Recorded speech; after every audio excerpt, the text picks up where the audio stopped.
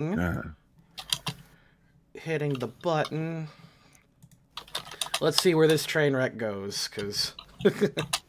no, it'll be fine. You'll have to bear with me because I'm like also double checking what my abilities are, and I think I know what they are. It's been a while since we had our little meeting. Lots of things happened. So, according to this, we are live. Let's make sure that I've got all my volumes up. Okay, microphone is going, and then desktop audios are all going. There we go. I actually have no idea what my con is. Oh god. For most of the time for guests, unless they're unless their character is super punchy, I just kind of BS their stats. So Sure. For Professor Puce was the only one I put a ton of effort into getting close to correct. That's fine. Yeah, so I think Venti like is an ace trainer or Yeah, he's an enduring soul. Basically, he just can't die. Okay. Is kind of the gimmick. So he doesn't really hit things. He just takes things. It's like, nice try, kid. Teleports. Yeah, no, don't be surprised if he teleports in front of you to get punched. It's like, nothing personnel, kid, and wiping blood from his mouth. All right, that should work. And then let's test my... Okay. I'm just going to do the exploring. Oh, I probably should have typed. Okay, so I usually play music on the jukebox. Is this coming in too loud on your guys' end? Can we still hear the players? That sounds good to me. Okay. Whoa! That's fine. That's a bit loud. Okay, we are getting double echo from Civ? Echo? Yeah, That doesn't make a whole lot of sense. Because you've got headphones and whatnot, yeah? Yeah, I got my headphones in. Oh, wait a minute. It's Tracy. It's Tracy. Yeah, I don't have headphones. yeah, goof. Oh, you know what? Maybe try push to talk. That's what I'm doing right now, actually, just because I'm still battling a bit of a cough. Yeah. Well, you could, if you want, Tracy, you could actually kill the music on your end. How do I do that? If you click on my set, do you not have headphones? I do, but X was using them, and I don't know where he's put them. And if I put them in, I'd have to reset the whole PC, so we'd just be waiting for that again. Oh, jeez. So is it master music volume levels? Yeah, you can kill it from there. You could also just mute the tab. Is that better? Perfect. Yeah. Mm-hmm. It's just if we talk over you, we're going to get an echo, so... Yeah, no, that's fine. Alright. Cool. I'll turn push to talk on as well anyway, just in case. Because, you know, X has just gone down the shop, but he'll be back soon, and knowing him, he'll just be loud, like he is. Fair is fair. Mm-hmm.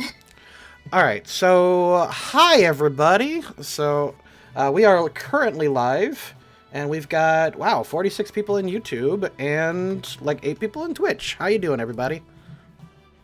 Hope you're all doing good. My name is Stuart. I am the GM of this convoluted Pokemon Tabletop campaign. This is Utopus region. If you are coming in with no context, well, have fun tonight. You're not gonna. You're probably gonna have a good time, but you're gonna be lost, and that's sometimes more fun. You'll be learning at the same rate as 3/4 of the party. It's gonna be great. Don't worry. yeah. Oh, good. It's gonna be great. Don't fret. So, I'm just going to do a quick recap of last time. This is technically session 36 of the main story. When we put this on YouTube, this will be part of the main series. I'm not sure how we're going to edit it, but for the most part, like, this is part of the real thing. This is not just a guest game. So, last time, Scarlet was captured by one of the leaders of Team Vision, and she was brought aboard their ship. And why don't you just go ahead and introduce yourself, Scarlet? Hi, I'm Scarlet. Most of you should know me already. I'm Lady Nanaki. I'm game, and Scarlet is very timid. She's a mystic, which means she can talk to Pokemon and channel their movesets as well. and but she's a bit of a pacifist. She comes from a religious side of a religious background, but she's very badass at the same time. She has like hidden badassness. Use the channeling, Scarlet. And that's Lavi. Yeah, X, I'm sorry, you're gonna have to be quiet this time. Yeah, shut the fuck up. You're not here, Lavi. Alright, so let's go on to our other guests tonight. I'm guessing a lot of people are here for you guys since you posted in the Discords. Let's start with Venti. Hi, I'm William. I do voice work and things like that. I also run Ebon Ward and do things on Surprise Round. Today I'll be playing Venti Steamroller. I'm an enduring soul trainer who plays with only steel-type Pokemon, and I will take any hit for all of my friends. I used to be a part of a biker gang that did, nice things for people. We're good folks. Cool dude stuff. Cool dude stuff. Like, helping people across the street, holding doors, like badasses. Yep. Let's Hey guys, real quick, where do I find my class and stuff on my sheet? Oh, jeez. No, don't do me next. No, You have called yourself out, Esma. I did. So it's just on the little sidebar with the notes. You can scroll through there and find Team Scrub. You'll be there. But who are you? No, I'm there. I'm looking, and Click- I can't find me. Click on Esmeralda, and when you do, her sheet pops up. And are you at bio and info? There should be a tab that says character sheet. Character sheet, yeah. All right, And then so scroll down. There's a lot. scroll, There's a lot. Scroll all the way down. Oh, wow. Okay. Yep. So those are things. Essentially, you are a researcher that basically gives you like bardic knowledge nonsense. Ooh. As a pathfinder, Okay. like a good Pathfinder equivalent. You've got like read the manual that lets you know the function of any machine. I'm gonna say within reason because part of the shtick of Team Vision is they don't exactly communicate with everyone too well. Perfect. I see. I'm the swirly glasses character, but not. Okay, yeah, that's fine. Oh, geez. Okay, well, I still can't find exactly what I'm looking for, but that's okay. Hi, I'm Civ. I do drawing stuff, and I'm with Surprise Round for 90% of things. And today I will be playing Esmeralda Saint Jurassic. She is a rich girl who likes dinosaurs and dragons, and is quite ill, as the kids say. No, she's super sick, and yeah. Her only friends are her dragons. What about Venti? That's fine. Oh, that's fine. This is cool. We can just have a character arc. Yes, no, it's fine. Oh my Great. god. And then finally, Professor Puce. Am I saying that right? Yes. Yeah. Hi, I'm Piff. I do very casual streams over at Twitch, just video game stuff, and I play Professor Puce, which I've been told not to do the burp thing. Yeah, it's like copyrights and stuff. Don't worry about it. What? But he's generally gonna be very slurred, and he's pretty good at Pokemon, guys. Pretty good at Pokemon. All right. Yeah. That's it. And hold on. That's it. I'm gonna replace your sprites real quick because you got the bad sprites, and I'm gonna give you the good sprites. Oh. Ooh. Oh, I'm in HD. Awesome. No, you just have hit points. I still look good. Anyways. So yeah, they are aboard the Team Vision spaceship. They are as in the dark as possible in universe and in real life. So this is going to be fun. Yay. Yay! So fun. So let's go ahead and get started, I guess. I'm going to actually kill this nice little peppy music because this is a dark and serious moment. I was just about to say more yay fun, but then I remembered why I'm here, and I'm like, no.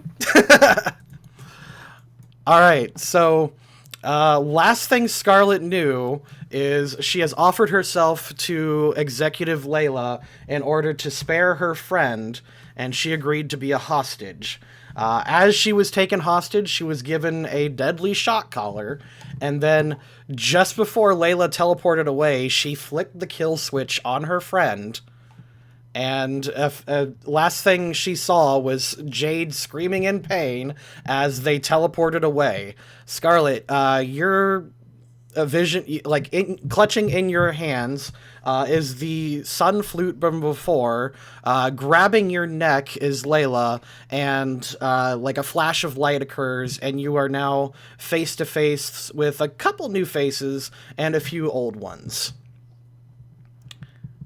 How do you respond?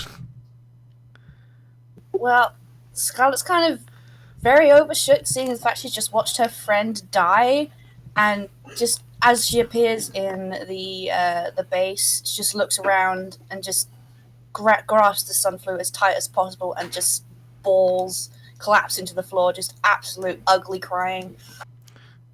Just ugly crying. All right. Layla grabs you by your collar, throws you forward a bit, and just says, "Get up." And she starts walking over to Watashi and Akamoto. Watashi looks at you and just kind of gingerly breaks away from this conversation and darts over in your direction. Scarlett just looks up at Layla, just mid-crying, was like, "You told me you wouldn't kill her. Why did you do that? This was a deal." She rolls her eyes. She somehow has gotten your backpack. She sifts through it a little bit, and she pulls out the feather and throws it on the floor at you. The Ho-Oh feather? The Ho-Oh feather. Okay. Scarlett just looks at it, picks it up, and was like, "You knew we had this?" She smiles and says, "Of course." And she looks at Akamoto sarcastically, and she says, "We want to avoid unnecessary deaths after all." Akamoto just looks horrified and approaches her and says, "What did you do?" And But the feather is here, not there. How am I supposed to get it to them? she ignores you. They begin a conversation, and Watashi starts picking you up, and she's like, "Oh, don't worry, Nichan. You're safe here. No one's gonna hurt you." She just kind of picks you up a little bit and starts dusting you off. And she pulls. Oh, go on. So Scarlett kind of steps back from her. She's like, one, disturbed by the whole Nichan thing because that's a bit weird, and two, because she fucking hates this girl. Everyone does. She goes, no, come on, Nichan. We should go and she actually stops for a moment and she looks back and says, "What is she doing here? Your job was just to get the flutes." And Layla just explains, "We've got a change of plans. That flute is now bonded to her." And Watashi just nods knowingly. Do a wisdom check.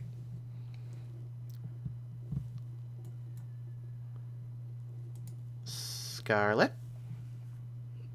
Sorry, I forgot I had click to talk on. I was just talking to myself completely then. Oh. Oopsie poopsie. Bear with me a second, because it's usually X that controls this, so I just needed to find stuff. No problem. There you go. All right. Judging by Watashi's nod and her knowledgeable, her general knowledge, you suspect that she has no idea what the hell she's talking about. Wow, that surprises me. She commands Watashi, "Take her to the brig." And Watashi says, "All right, come on, Nichan." And she kind of gently pulls you by the wrist in a very sing-song skippy kind of method and just hops along trying to pull you to the what she's calling the brig. You look around. Oh, sorry, go ahead. Sorry, Scarlett just kind of reluctantly goes along, but she's proper giving Layla the biggest evil look as she walks past. She says, "Don't worry, Nichan. You're safe here. I know Layla's a bit of a hard ass sometimes. I know she's a bit of a baka sometimes, but Dear God. but you'll learn." For God's sakes, Stuart. Sorry. For God's sake, Stuart, I hate her so much. She says, "You'll learn to deal with her." There might be one character that Venti does not consider a friend. She starts pulling her down. So what's up with you guys? Have you been having a good time lately? You and your nakama? My what? Your nakama, your family. She just smiles just overly sweetly at you. You mean my friends? That your friend Layla just decided to, attack and murder one of? Yeah, sure, we're doing great. She stops for a second and says, "Murder? What do you mean?" Right in front of me. She had to put a shock collar on her because she took her Pokemon, which is just what Jade does. And I made a deal with her. I made a deal with Layla that I would go with her if she let Jade go. And as we were leaving, no, she freaking killed her. Oh, she just kind of stops and says, "Well, I'm sure she had a good reason." Yeah, I don't doubt that. But don't worry, Nichan. I'm sure it'll be all right. We've got lots of magic and cool things here. And she pulls you on to the next room. So, Watashi has a charisma of like 3, right? Oh yeah, no, it's the worst. Okay. I just wanted to double check. Even on board this ship, even though she is legit a badass ninja, you're not sure anyone actually likes her. Everyone rolls their eyes when she walks into the room. Great. It's like this is a good girl, but she got hit in the head with a stupid brick. Something like that. You should have met her mom. I know, Vinegar.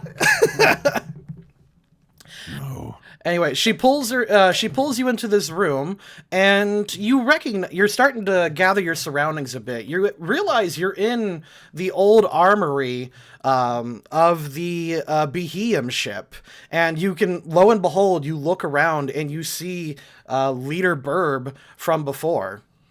So Scarlet kind of just recoils like, oh my god, I thought what? Burb slowly levitates over towards you, and he just kind of looks you in the eye, just scanning you up and down. Give me a quick wisdom check.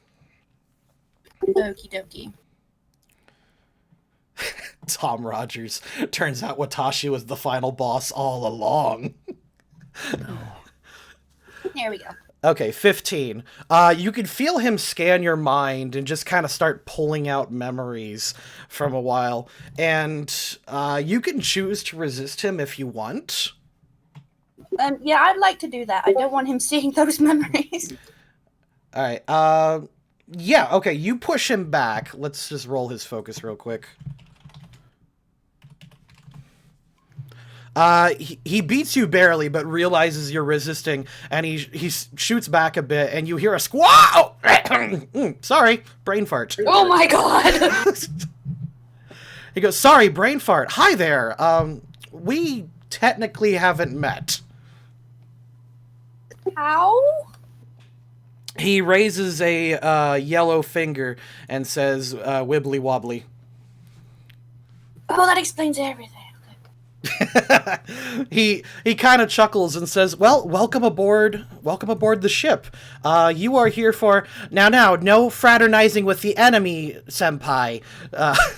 Watashi interrupts, and she pulls Scarlet along very seriously, and she's like, "We've got official business, and Nichan here needs to go in the brig for a little while to cool off. She's saying awful things about Layla senpai." And Burb just goes, "Oh, well," he just kind of waves at you, Scarlet. Okay, well, for starters, please don't call me Nichan again. My name is Scarlet. And secondly, I'm not saying mean things about Layla. I'm telling you the truth. Do you have charisma at all? No. Roll a d20. I mean, this is Watashi.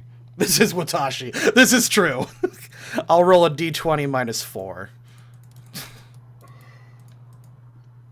Okay. Nice. Oh my god.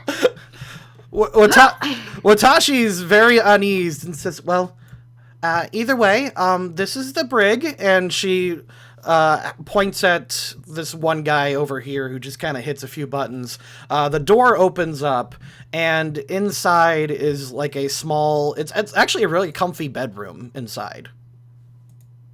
Inside that tiny little thing, there's a bedroom. She looks at you and says, oh, you know, we operate on anime magic here and anime technology, you know, the best kind of technology. And she goes around inside and she starts flipping some switches and says, well, you can organize this and set it up however you want. Here's my personal favorite. She flips a switch and all the decorations in the room has changed to like wall scrolls and body pillows and like katana on the wall and various things. This is my favorite. Well, without saying a word, just stares straight at Watashi, dead in the eyes, walks over to the switch, flicks it off, and then walks into the room and shuts the door. Oyasumi Nasai, she says sadly, walking away. Oh. I hate her so much. We gotta fix our educational system. Let me get Layla. All right. Standing outside in the hallway is Layla just... She's... sorry, let me start over.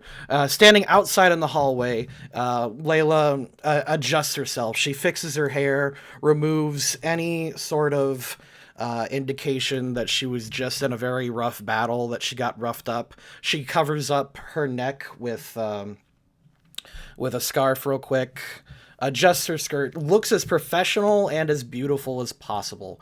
She gives a deep sigh before heading into the leisure room. Once in the... Oh, wrong room. Not this room. Such leisure. Such leisure. All right, inside this room, what is happening? It is a party, but why don't you guys, in your own words, describe what kind of party this is? Let me try this. Yeah. Yeah, okay. I mean, Venti... I mean, I didn't plan on him being a drinker, but 5 beers just sitting in front of him. He is obviously just slamming these back and has his, like, Agron reloading them as he goes down the line. Where's Agron? We can pull him out right there. Boop. Clonk. Doom. All right, you know what to do. Just keep loading him up. He pulls out another pitcher and kind of like in that old style of reload, step down, reload of like, oh god, what's colonial combat where they fire, step down, reload. He's just doing that over and over again. All right, we're doing good. Okay, I need a breather. This is a lot.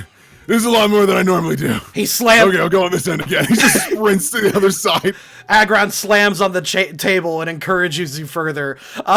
Everyone else in the room, the few who are interested in this kind of thing, are cheering at you, just encouraging your happiness. This is just something that happens that you guys do. Yeah. Just keeps going down the line over and over again between the beers. I don't know if it's so much encouraging his happiness or enabling his stupidness, but as long as he's okay.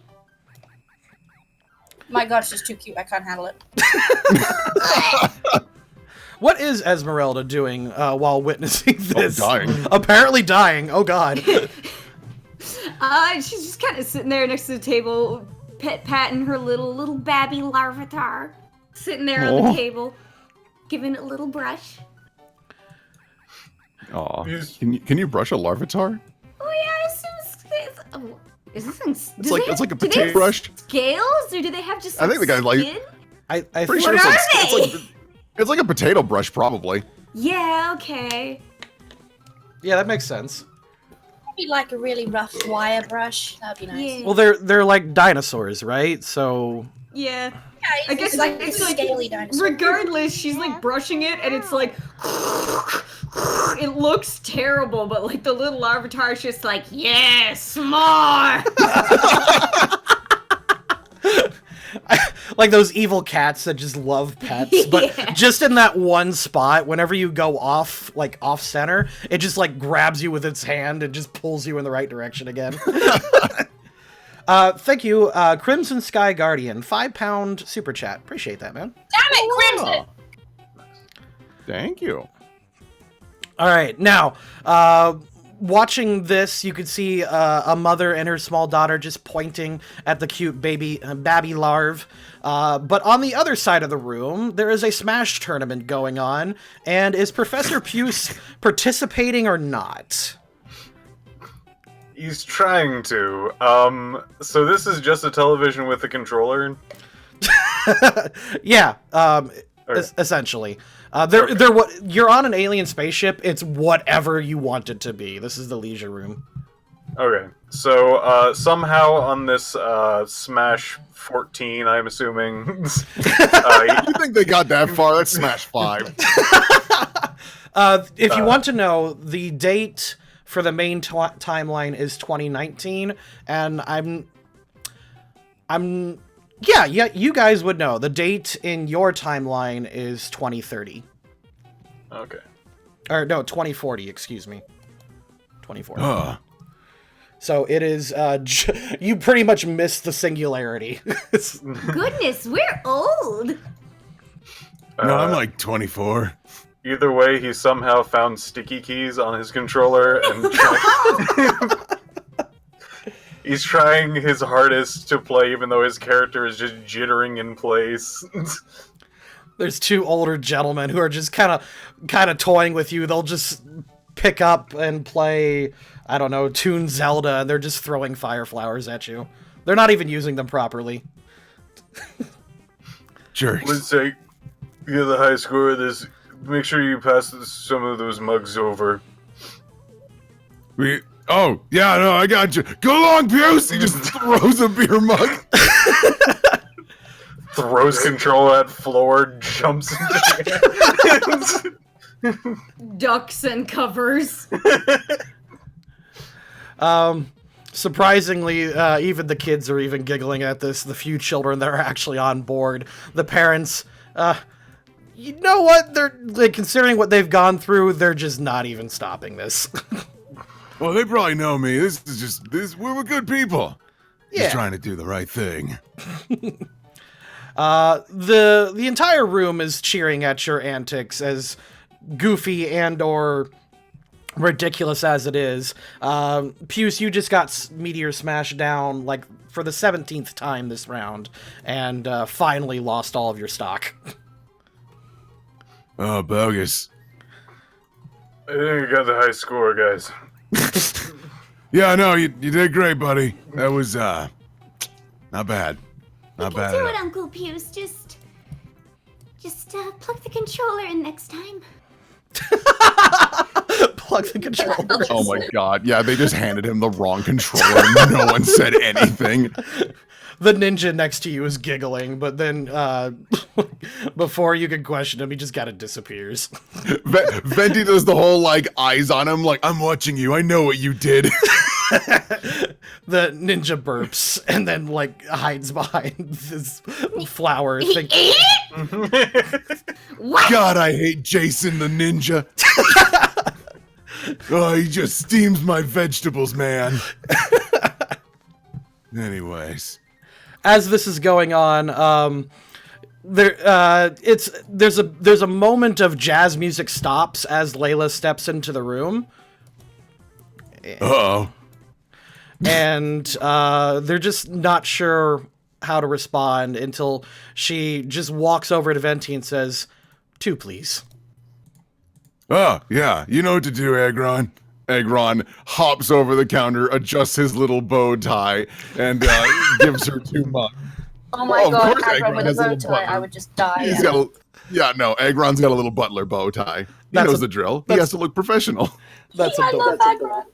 That's adorable. I love it. She goes over, slams one immediately, burps, everyone cheers, and goes back to their business. Hey! It's like a Norm moment happening. Does she do this often? Does she come in and drink, or is this kind of weird? It's uncommon. She is not normally a partier. She just kind of walks in, makes sure morale is okay, and then just kind of walks off. If she's coming in, it's usually either to recruit more people to the trainer corps, or to see if anyone volunteers for the ninja corps, which doesn't happen too often either. Watashi was recruited this way. Venti leans up against the table and slides another beer. So, what's up, Cap? She just looks at you and says, well, we've got a guest aboard, and we've lost 3 more people this time around. She just kind of stops. Says, yeah. Yeah, that's, sorry. That's rough. No, She just thinks for a moment and says, yeah, we could really use someone like you. You know, I've asked you more than once, but would you consider joining the Ranger Corps this time? She just kind of... Well, yeah. I mean, you're giving me a place to stay, and, yeah, least I can do. Agron, back in the ball, buddy. Agron goes back into the Pokeball, which is, of course, the heavy set ball, which are all of my Pokeballs. All of them are heavy balls. And they're made of the heaviest friggin' metal. They are just obscenely heavy. Yeah. She smiles and, very very uncharacteristically offers a hug. Venti obviously accepts. He like puts his hand like in the air like an anime guy and wipes a tear. Yeah, hug it out. You got this. It's all good. She very carefully says into your ear, you remember the Registeel you gave me? Yeah. Oh no, it was from him? Yeah, I lost. How's he doing? How's Reggie doing? I lost that one too. Yikes. Wow, went real bad, huh? Let's go. Well, here's the thing. Reggie's a tough cookie. Like real tough, because he's like made of metal and stuff. He'll get through. Yeah. She taps you on the shoulder. I'm gonna need a hug now because I miss Reggie. She hugs it out again. Everyone looks over but gives you guys your space. She says, "Wow, that's rough." Yeah. All right, I'll help you with whatever you need, but permission to go wherever you lost him and try and track him down. I left a bell on him. I can hear it. I don't think that's possible right now. We kind of... I'll discuss it later, old friend. She taps you on the shoulder. Oh, wow. Did he lose his collar? That's a shame. Yeah. It was really hard to find, like, a 6-yard collar for him. That was hard to find. Well, I can always buy you a new collar. That's not a problem. Yeah, that would be useful, because he's a sneaky one. He's big, but he's real sneaky. That's why I gave him that bell. Wow. Yeah, whatever you need, Cap. He jumps over the table again. He says, awesome. All right, so we've got a guest aboard. Her name is Scarlet. She's really important to us, and I need you guys, and you can form a team of whoever you need, whoever you trust. I won't put you out in the danger spots right away, but I need you to take this guest, and I need you to show her that we're on the up and up. I can only trust you with this. Wow. That desperate, huh? Cool, I got this, no problem. He gives a big thumbs up. Yeah, I think I know just the people for it. Don't worry, I've talked to them like 4 times. She raises a mug and just kind of relaxes in the corner. Hey, guys. Oh, hello. So, listen. I think, if you don't mind, I could, use your help with something. Pretty big job.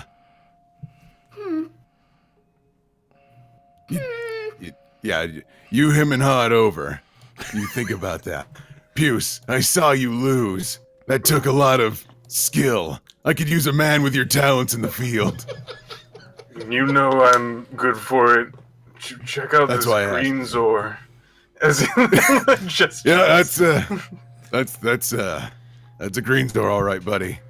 He leans into Esme. So, like, he still doesn't know Pokemon names, huh? He knows. He's okay with faces. It's, no. Hey, no, like, I think he knows my name. Small this one is. I must admit, he is really small. He is, tiny. But yeah, no. He's a baby. He still has time to grow. Yeah. But, no. Sounds like the Cap could really use our help, and I figure she's done a lot for us. It's the least we could do. Okay, I'm assuming this is going to be dangerous, so I don't know how... Yeah, okay, wing it. Just go for it. Just do it. You can do it. Okay. Yeah. Yeah. What about you, Puce? You in? Sorry, Professor. Thank you for calling me by my professor name. Anytime. I think it's really important to get people's names right, because it shows that he throws an arm around these two. We're friends.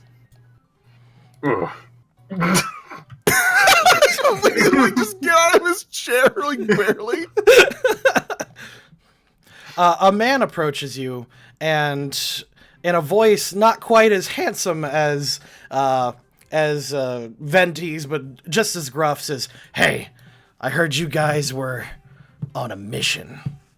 Yeah. Well, we're not on the mission yet, but we're on our way. That's Probably. right. He looks at you and says, "My name is Harley. Harley Treads." And he says, "I would like to help you on your mission." He gets closer, and as he gets closer, he just smells kind of like this really greasy bum. Even without a check, you can tell he may be more of a hindrance than a help. Cool. That's fine, because I smell like diesel gas because I work on my friggin' motorcycle. We could totally use your help. Not even lying. We could maybe use your help. What can you offer us, my friend? Well, he pulls out A gun. he pulls out a gun and says, You're hired. and he pulls out like an actual gun, and he's like, "Well, I'm an assassin from the nth dimension. I can kill whoever you need." Whoa, Whoa, we didn't. Whoa, we. Okay, in the Pokeball. Yeah, whoa. There are children Pokemon around. Don't be talking about murder. Besides, that ain't how Venti Steamroller rolls. They don't kill.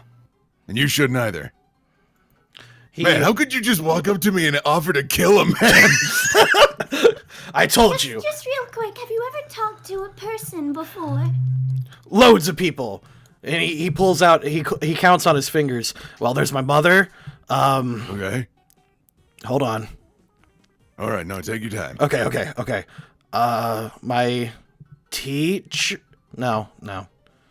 Oh. Hold on, you got me stumped here. You got me stumped here. Venti leans to Esme and Professor Puce. You guys might want to start walking away. I'll distract him. Okay, alright. Oh, yeah, no. What, siblings? Any siblings? Puce, get out of there. Professor, get out of there. You're in his optimal friend zone. Get out of there. Yeah, Serpentine. He can't get track of you. Serpentine. He looks and says, "I'll have to get back to you. But remember, I'm always here for an assassination." Yeah. I'm gonna get that list of people I've talked to for you, though. Okay, Yeah, out of character, this is literally just foreshadowing a character for later, so you can feel free to ignore him. So Right. this is just some guy. Ignore him. It's fine. Yeah. All right. Well, thanks for your time, Harley. Just keep it cool and maybe not open up with kill a man. Yeah. I'll have to think about it. He goes Yeah. over. You thinking him and Ha about that? Wow. Holy cow. He just walks away like, oh man, what the? Or do normal gangs do that? That's not cool. So I probably wouldn't recommend you let your daughter talk to him. That's all. Okay. Thank you, dear. You've been quite... although this isn't my... okay, you're just walking away. Thank you. No, she's very nervous. It seems that like she doesn't really like talking to strangers, but she felt that was important. Man, I can't believe how big Miss Bittersby is. Like, she's super tall. She's a very tall lady. She has such an air of power. You hear from Also, across I the really- room with Professor Fuse's head over the couch. Is he gone? No, Professor, no! Make it down, she's still here! Oh, I'll get the door! Venti runs for the door and dives through it. Okay, we're gone. Oh my god, I forgot Esme! I don't have... Oh, I'm very bad at this Venti just, like, exercise. Venti just throws her over his shoulder and runs for the door. Layla, like, just witnesses this happening, just kind of watching without saying a word, and just goes, perfect. Follows you guys out the door. Yeah. Alright, out in the hallway. Those people are not over there, ignore them. There's not two Laylas, there's only one. Oh, okay.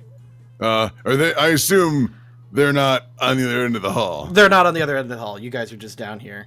You guys step out of the leisure room, and Layla follows. Yeah. So, you said you got a pretty important mission for us. She says, of course. And she reaches under, like, into her skirt somewhere and pulls out a Pokeball that you do not recognize. Huh. What is that? She looks at you and says, this is what's going to save the future. And she throws it into the air, and out pops this thing. Oh my god, I love it. What is it? Oh, She says, this is an Ultra Beast called Cosmog. It's a space fart. Looks at Pokedex. Yeah, space fart. Neat. Actually, that's... She thinks for a moment and says, yeah, that's pretty accurate, actually. Huh. Neat. Oh my god, I'm sorry. No, I just died at that little dirty laugh there. I'm sorry. What? No, it affects your back. I just said it's a space fart, and all I hear from Esme is All right, Perfect. she looks at you and explains, well, this Pokemon is going to save the future. You need to convince our guest that this needs to evolve to its max form as soon as possible.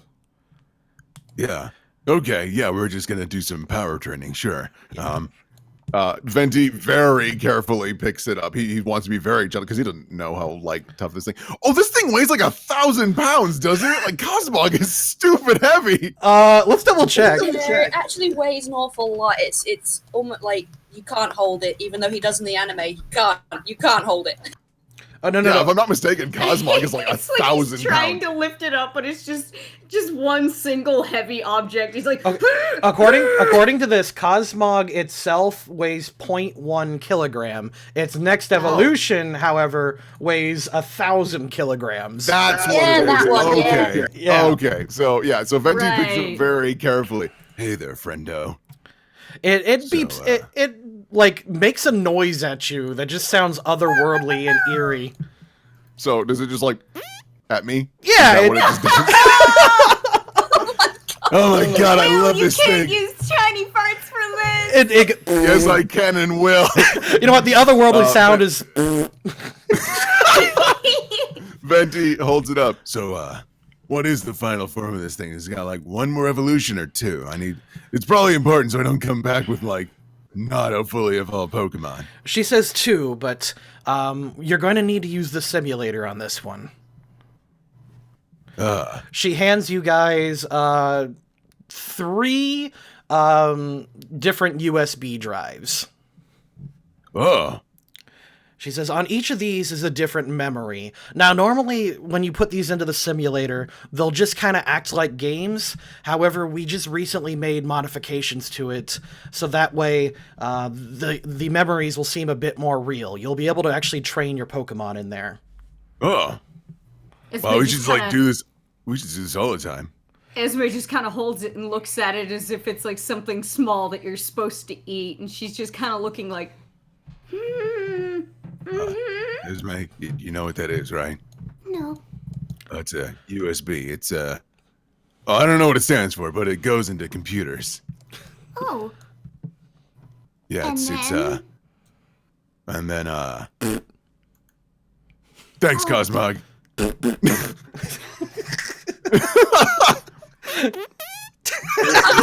gonna be dying this entire episode. So, Puce, you got any expertise on this Cosmog, like EVs and IVs and those other Pokemon things that I have no idea about? Let me check my Poke library called my brain. I'm out of fire! Did you do 1d20 minus 19 for your check? Yeah, you sure did. Sure did. Tell you what, you normally shouldn't have this knowledge, but you realize you hear of legends of a Pokemon that appeared like this. All you know that is it has aversions to gym bags. Oh. You heard my secondary voice. Yeah, wow. I've always told you, Professor Puce, you should get into voice work. It's really impressive. Thank you. All right, You're Cosmog. one heck of a ventriloquist. Yeah, no, it's really It's impressive. my professor Alright. voice. It's very official. All right, Come on, Cosmog. let me give you guys control of this thing. Control by it's determined by character settings. Of course it is. 2 seconds. Boop and boop. Nice. All right. She says it's very important that you guys, show our guest a good time. So I'm going to leave this to you. You can either introduce yourselves now or in the morning. And Layla says, do you have any more questions for me? Not really. Hey, so, were you like on good terms with this girl, or things not so good? She's mad at me. Okay. She says, yeah. Sure. She kind of just shuffles a bit. She says she's probably mad at me. So, play. And then she comes over to the USB and she numbers them just to be real sure. She numbers 1, 2, and 3. So we should start at 3, yeah? Like a countdown. She scratches them off. Start with this one. Second, play this one on number 2. And then play this one last. Got it. All right. I will try to remember that. Take 2 pills so- a day with food. No, I don't. You're oh my god. Are you all right? Stand aside, I'm a professor. You are a professor. She doesn't look so good. I don't look so good. A stunning update, as always. So, listen, I figure what we'll do is we'll, talk with her in the morning. She's probably had a rough day, and, well, besides, I gotta get acquainted with this Cosmog, it's adorable. And, I will not mention that we know you or work for you, because that might make her upset, and not, work with us. She says, very well. And then she gives you a salute. Oh, yeah, salute, yeah. He does like a Captain Falcon, like 2-finger salute, like, yeah. She just smiles, just knowingly. Let's say you two have known each other for a while, and she's just used to your antics. I gave her my Registeel, I should hope so. Yeah. Well, you're my new best friend. Take my legendary Pokemon. All right. So she walks off, and she heads back to... Actually, she would head to the bridge, which is down here. All right. She starts walking off confidently, then goes, oh shit. every step she takes, Cosmog is like... and Venti just, like, punches him in the shoulder. Oh, my God, you're a treat. Here, make a little friend. Come on out. The scary lady is gone. It's okay. Cut. It gets real close. Jesus. Only the highest of brow humor here.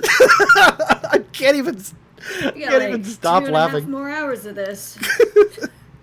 Cosmog gets along swimmingly with the dino if the dino is reciprocal. I'm not going to control your Pokemon. Yeah, sure. No, it's That's just fine. they're like, oh, staring at it. Cosmog is also just staring, just like slowly increasing volume, vibrating. Andy, darling! Right, now what? All right, so the night passes. I can just skip ahead if you want. Sure. Okay, the night passes without much event. You acquaint yourself well with Cosmog. It seems very friendly and open to just about anything. It would be the, like, naive equivalent of... I don't know, it's very baby. It's up for anything. Got it. This is a small child who we will care for and nurture, and then it will and what is that word? It's probably going to eat us at the end of this, but that's okay. Cosmog? No way. We're bros. Yes, but we don't know what he's going to turn into after Cosmog. Oh, I know. You do? What does he turn into? A clear muffle fluff. The Oh. most powerful Pokemon of all. Oh wow. Okay. Like what type is that? He looks at his hand. Cloud. Oh, okay. So it's like a flying type. All right. Huh. Just like scratches his chin looking at Cosmog. Interesting. I Or mean, clear it kind of muffle. already floats fluff. a little. Yeah. Whoa. Cool. In the We morning... should go meet that lady. Yeah, I'm sorry. Oh, yeah. In the morning, you guys head across to... not these two. That was like our 3 a.m. sleepover time. I love the idea that like we're all like sleeping in the same room, and all of a sudden like you just shoot up thinking, "What is Cosmog?" It's only now do you question it. You walk inside, and you can see some familiar faces. Scarlet, you are still in your room, and you can see Burb trying to... you are all aware of Burb, by the way. Yeah. Did you... If you did not read the dossier, this is technically his ship. He just gave it to Team Vision in order to kind of help you guys out. So Venti waves, of course. He knows Burb. Burb gives you a green thumb and Oh yeah. and waves back. But he's trying to talk down Watashi, who is talking into the talking into the chamber and says, "Ni-chan, you need to eat. Look, I brought you unagi and rice balls and bento boxes and..." Jeffrey, get away from me! All right. First things first. We have got to make her day better by removing Watashi. Yes, please. All right. Hey, Watashi. Oh! Hi there, senpai. Yeah. Yeah, that word. Listen, Watashi. Hi. Yeah, we already said hi. Hello, we're past greetings. Listen, pretty sure that Captain's looking for you. Oh, which of... what is the... Layla. Layla's looking for you. Layla senpai, I am on my way. Watashi, sayonara. She throws a ball down on the floor, and in a puff of smoke, she disappears. All right, now everyone, give it. He puts his hand up and counts down from 5, 4, and then back to 0. Now I know for sure she's gone. She's gotten me a couple times when she didn't leave fully. Okay. Did you leave any boxes behind? Yeah, they're like all over the floor. I don't know what these boxes are. Does he then just start scrounging up into this dirty bag? And remember to keep your bag away from Cosmog. He does not like those. Of course, All right. I told you that. Yeah. I don't know Whoa. what I said. See, Whoa, then whoa, hey. starts writing Whoa, it down. Professor. Whoa, Professor. Like puts his hands up. Hi, I didn't. No offense, man. Just making sure. All right. Look, I'm a professional professor. Yeah, I know. I would never question that. You're like the smartest guy I know. Esme. I'm sorry, they're arm wrestling. It's so cute. Aw. You gotta see this. Yeah, go study them. Hey, Esme, I think you're probably better at talking to this girl. Because, I've been told my interpersonal communication skills are forward and lacking. And they tell me to I leave. suppose that's right. You're more of an extroverted sort of person, given the... yeah, she probably needs to talk to someone. Oh, okay, you're just gonna let me go and do Yeah. this. Okay. No, Esme. He puts hands on your shoulder. You got this. You're gonna be fine. You're gonna be great. I'll be right here. Okay. Okay, hello? That's too adorable. But yeah, Scarlett doesn't answer. She's just sitting in the corner, playing some music on the flute. Okay, well, I understand if you don't exactly want to talk, but, just letting you know that there are people here who are willing to listen to you if you have any concerns you need to express, and, you know, just lend an ear and, anything else you might need, and, maybe after when you're, feeling a little better, we could talk about some things that need to get sorted out here on this, spaceship. Yeah, we're on a spaceship. We're on a spaceship. We're on a spaceship. We're on a spaceship. Yeah. Burb just kind of like waves, hello! And points at himself. It's a lot of getting used to. Burb just kind of points at himself and just shrugs. Yeah, Scarlett just turns away and carries on playing on the flute. She's really not interested right now. Well, that's to be expected. I understand how that is. You need time to be alone and don't want to be bothered with all the nitpicky, come eat your food, come take your medication, oh, go outside, get some sun, blah, blah, blah, blah. Okay, I'm done. Okay. You- All right. That sounded like it was getting into a little personal place. You need to talk? No, I'm just going to watch them battle. Yeah, all right. Go. God, I love that creature. Anyways. Hey, listen, Venti just kind of rests against the door. I know you're probably not in a great place right now, and I'm gonna be real. I don't know exactly what happened, and probably for the best, I don't know.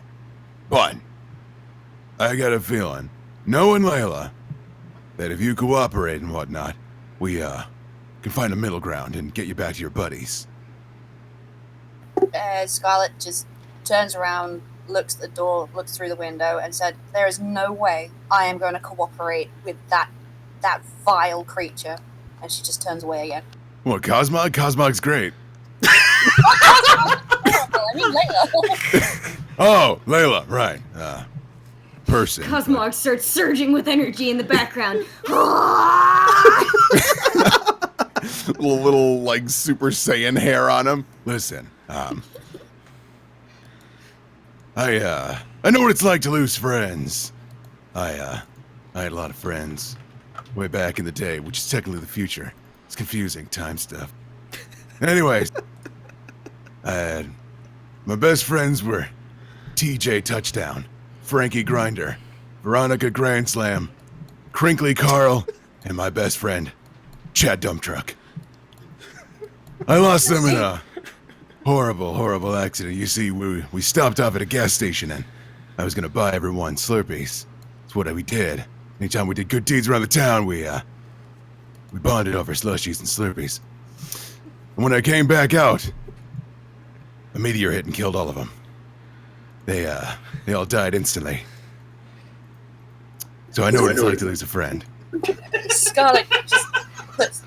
That's very nice of you, X. They look over and they see Venti miming like the fist coming down, slamming into another hand thing. Oh, he's telling the story again. Okay. He's crying a little bit. There's like open tears, just Yeah. Scarlett puts the flute down on her lap. She turns and looks at him. She says, "Look, I'm really sorry to hear that. No one should have to go through that." Yeah. It was rough, but it taught me something. That no matter how hard things get, you can push through it. So, I know you're probably going through a hard time, and you got no reason to like us. I respect that, but if you do work with us, we can get you home to your buddies faster. I'll try and cut a deal with Layla, if that helps. She and I go way back. I also gave her a Registeel, and she lost that wherever Reggie is now. But she owes me big time. She lost Reggie. He's not lost. My friend has him. Venti, like, slowly gets closer to the window. What do you mean your friend has him? Well, we were in a Pokemon battle against Layla, and she got Registeel out, and my friend kind of snagged him. That sounds like the word steal.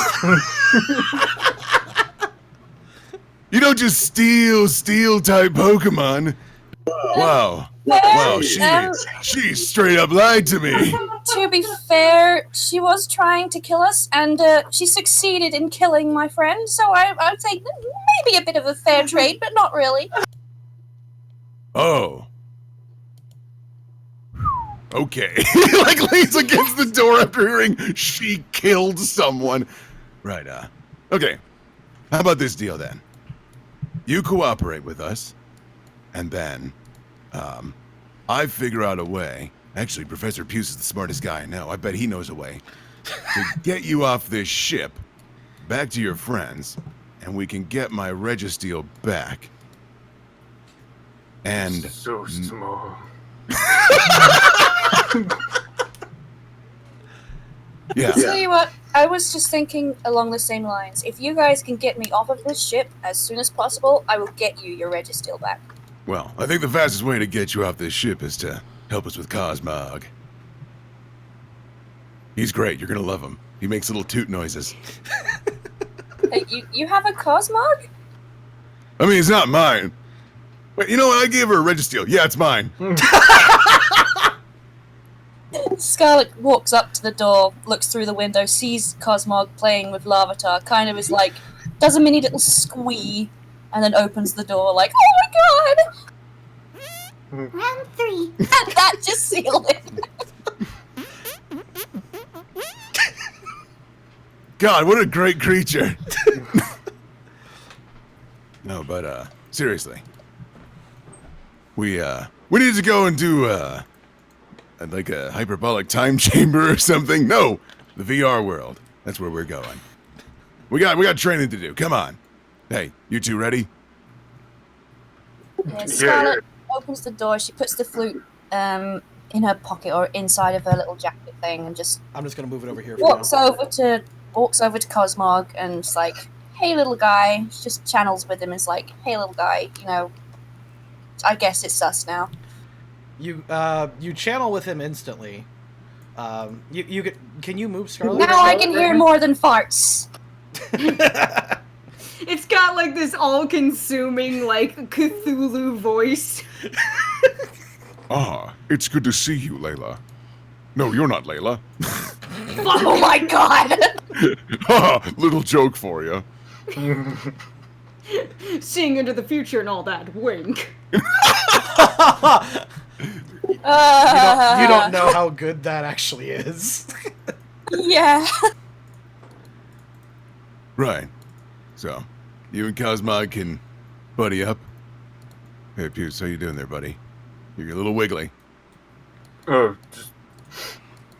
sorry. I lose myself every once in a while. Would you like a brick? Yeah, no, I'd love a brick, buddy. Hey, you took your meds this morning, right? Like you're not gonna get all weird on me? Yeah, I took a bottle. That's probably more than enough, yeah, sure. He takes the brick. It is covered in whatever those boxes were holding.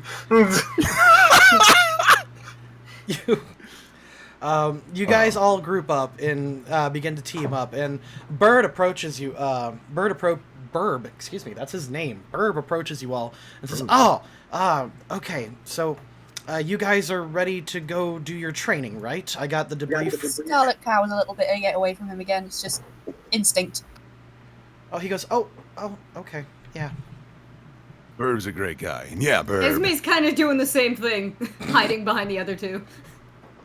Yeah, don't worry, yeah. We're ready. He holds up a tablet and says, all right, well, I've got the details of your training, and we can go ahead and get started right away. Now, normally we would have to do this in the leisure room, but they modified some of the equipment in the laboratory. We can head there. Radical. Sounds good. All right, you ready, Scarlet? Cosmog? Professor Puce? Esme? Yeah, why not?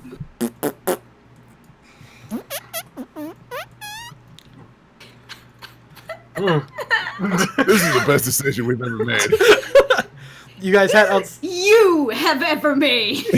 You guys head outside and start heading across the hallway, and Burb explains, I don't know if you're up to date on everything, but it seems like we are moving closer to saving the future, he says positively towards the three of you in Team Vision. Oh, Radical.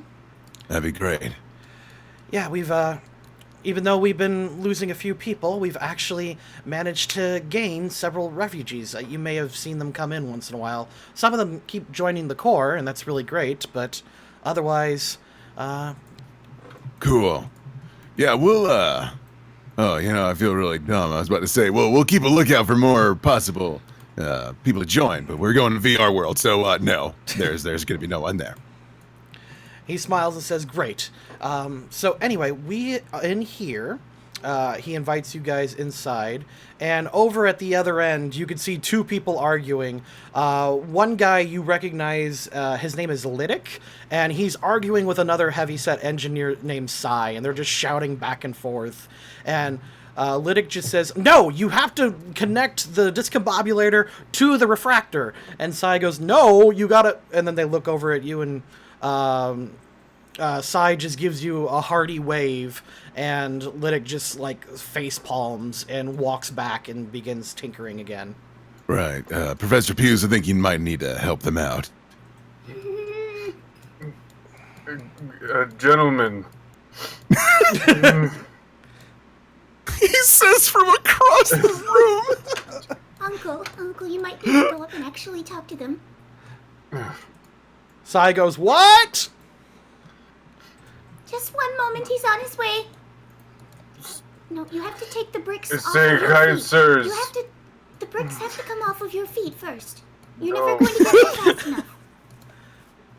It's for weight training. Never Give me a listen to second. me. Wow. There goes the smartest guy I know. I heard that there Scarlet was... just kind of looks at him with a very coy, eyebrow up look, just like, what? Oh, trust me. The professional has arrived.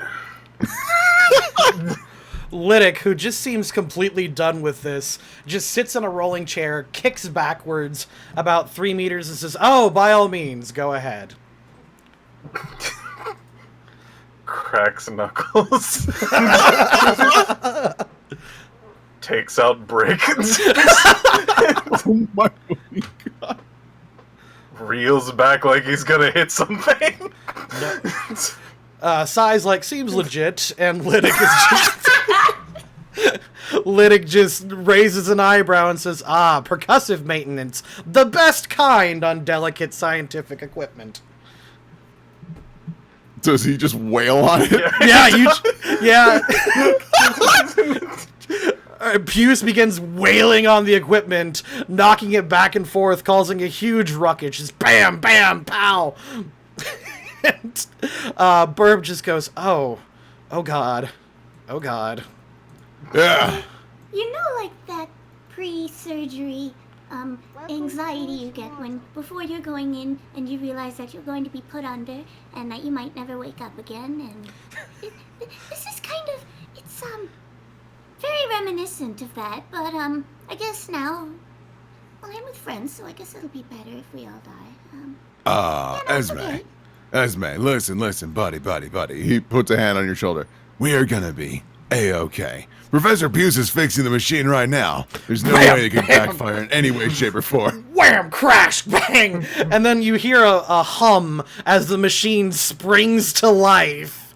and you hear like a Okay. shift and a click, and everything seems to be working. Lydic like throws his goggles on the ground and says, "No, no, no, no." He opens up the machine, and Puce, you see inside this machine an object that looks just out of place, but judging by your expertise, you're not sure if it belongs there or not. You can tell me. The It's mine now, whatever it is. Oh God!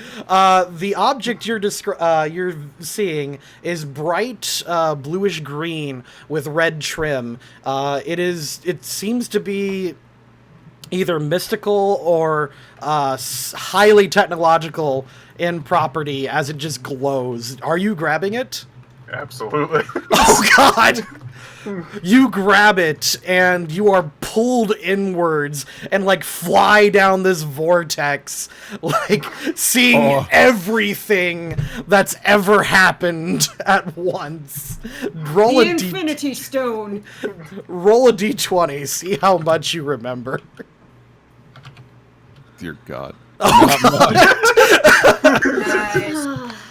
After what seems like an eternity, you are lurched back to reality, fly back 3 feet, hit the table, and you've seen some things. You're also sober now. We gotta fix that. Where's my bottle? Hey, Professor Pierce, you got it up and running. Hey, we gotta get this show on the road. Everybody ready? No, but okay. Guys, no, does this have anything in it? Just give me anything. Don't worry. It is Professor a Pierce, cold. Don't worry. It is a cold coffee that you can easily make Irish. As he then, like, pulls out, like, the beer mug that he had before the party. Half full, spilled somewhere. Poured that, obviously, into a too small cup and tries to drink it.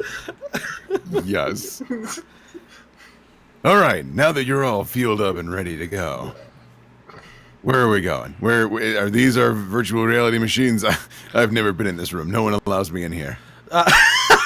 Sai approaches you and goes, "Oh no, actually, up here, it may look smaller than the one in the rec room, but it could fit all of you quite comfortably." Oh, cool. Esme takes out the USB and tries like sliding into the DVD slot. Why isn't it working? Oh, This no. doesn't make sense. She No. said, Sai comes over, hand shaking his, Miss, it's upside down. Oh. Okay. You Yeah. you turn it upside down and put it into the DVD slot, and it doesn't seem to work. Well, I tried. That's fine. I'm pretty sure mine's the first one anyways. I think yours is number 2. We gave Puce the most important one, number 3. Only a man Back with a- somewhere. I'm sure. Yeah, it's like in there, yeah. You you pull up. Sorry, you plug it into the computer, and it pulls up a familiar date. It's late. The program itself is called slushy.exe. No. Oh God, no.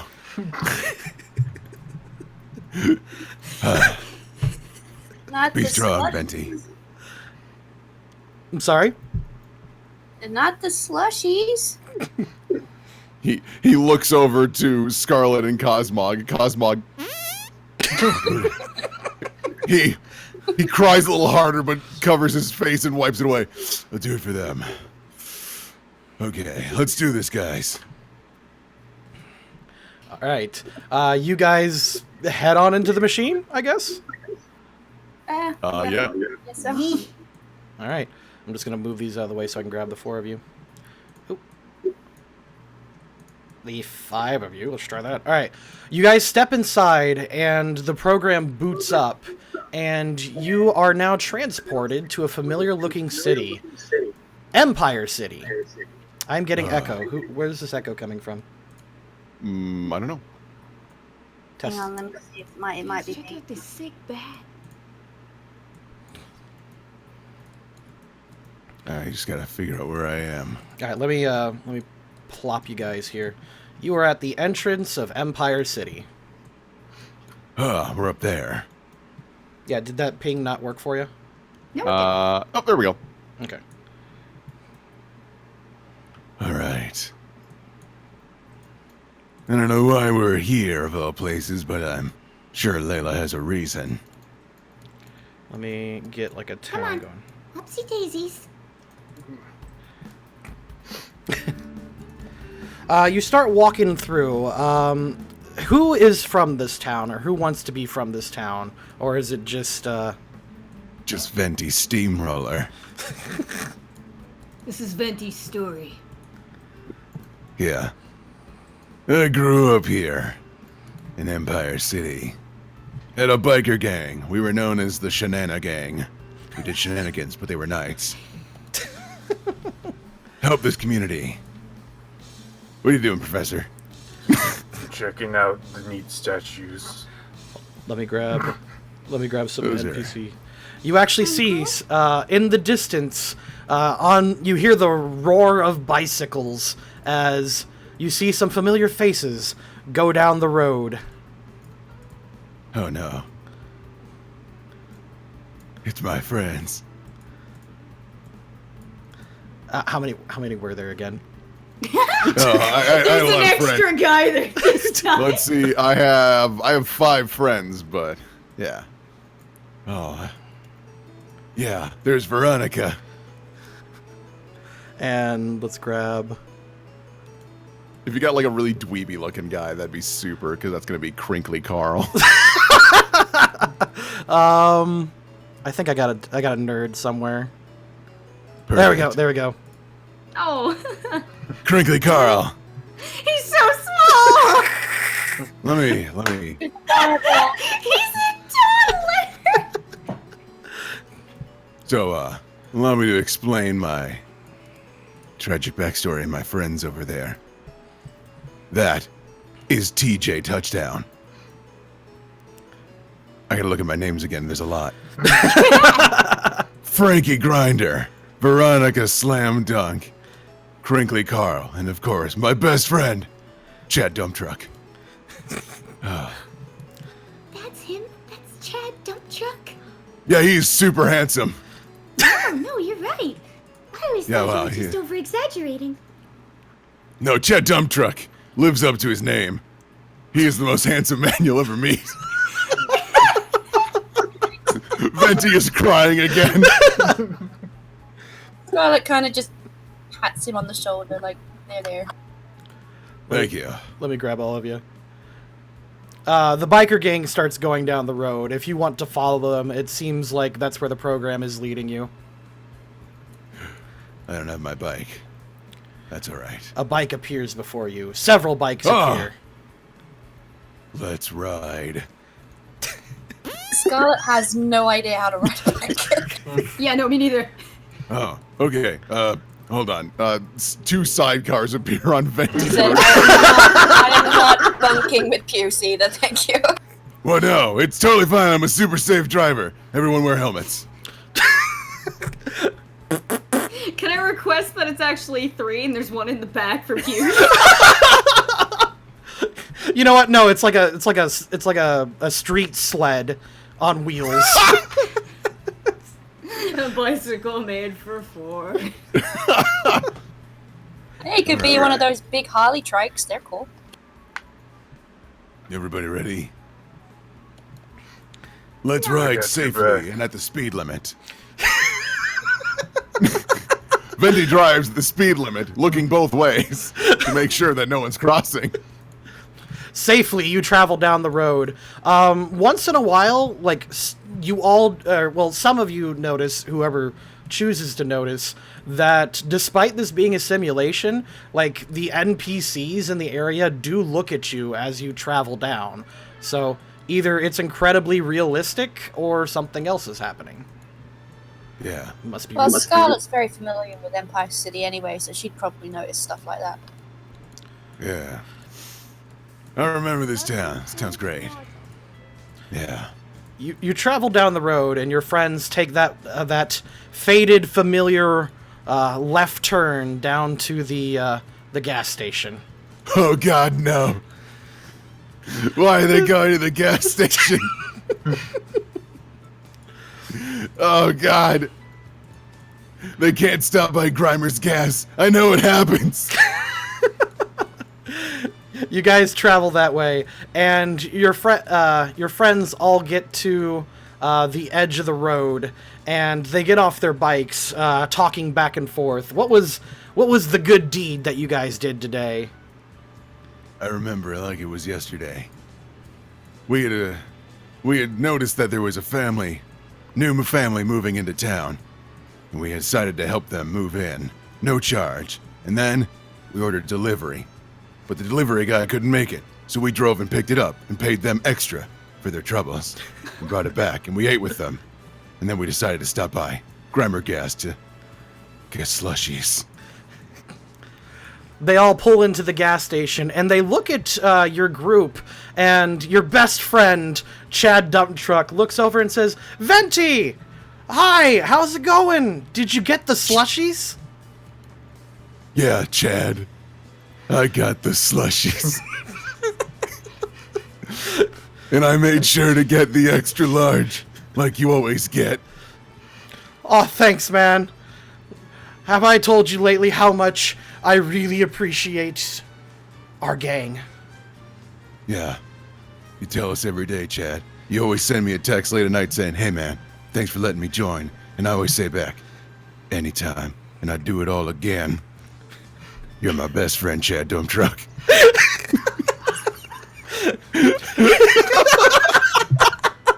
Somebody kill me! Guys, this is my serious backstory. Stop. Yeah, the sky darkens a little bit as people start to murmur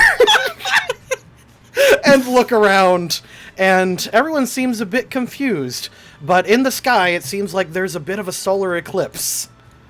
Oh no. It's happening. Chad, I know you want slushies, but you gotta get out of here. Right now. Really, Venti? What's happening? What is that? Why is there an eclipse? There's no time, Chad Dump Truck. There's no time. You gotta get out of here. You gotta get TJ Touchdown, Veronica Slam Dunk, Crinkly Carl, and of course, Randy Grinder. Is that his name? I always forget his name. Hold on. Frankie Grinder. How could I forget? He's my best friend, Frankie Grinder. Hold on. Gotta get him out of here. Let me... Alright, here we go. Roll for asteroid impact. Yeah. All of a sudden, the eclipse ceases and a loud roaring sound hits the edge of Empire City. And there's a massive... there's a Oh my god! There's a massive explosion as it hits the gas station, trapping all those inside. No. Instantly, what was your gang called? The Shenana Gang. And instantly, the shenaniganing ceases as this part of Empire City is laid to waste. You all get blown back several feet. Chad holding on to you, shouting, "Venti, what's happening?" Don't worry, Chad. We're gonna get out of here. Get in my 5th sidecar.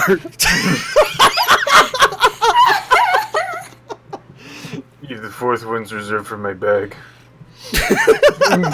Hold on, I need to get a Sprite real quick. I did not get this one.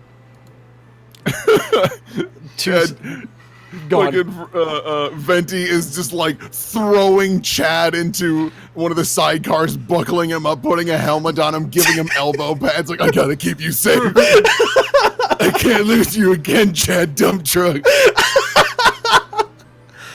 Alright, give me 2 seconds. Oh my god, this is the worst day of my life. Are you shitting me? Hold on. He looks at Rayquaza. Alright, from the sky descends with a roar an angry Rayquaza. An angry Mega Rayquaza. You don't remember this, but I don't know, it must have happened because it's now here. Oh my god, good job Larry isn't here. All right, let me. Esme holds up a finger. One moment. Reaches into her bag, takes out a paper bag. There we go. All right, from the sky descends Mega Rayquaza. It seems furious for whatever reason, and it sees the nearest humans close to you, and it begins its fight. How do you respond? I throw up my Steelix. My biggest boy. Go ahead. Do you know how to throw them out? I might. Hold on. Can Scarlet attempt to Yes. channel with him first, so she can see what's going on? You can attempt. We'll get that on your turn real quick. Let me. I thought I rolled this thing, but I did not, so I'm gonna kind of BS its stats a little bit, if that's okay with you guys. That's fine. Okay. Pew said, he just looks mega evolved. We'll show him.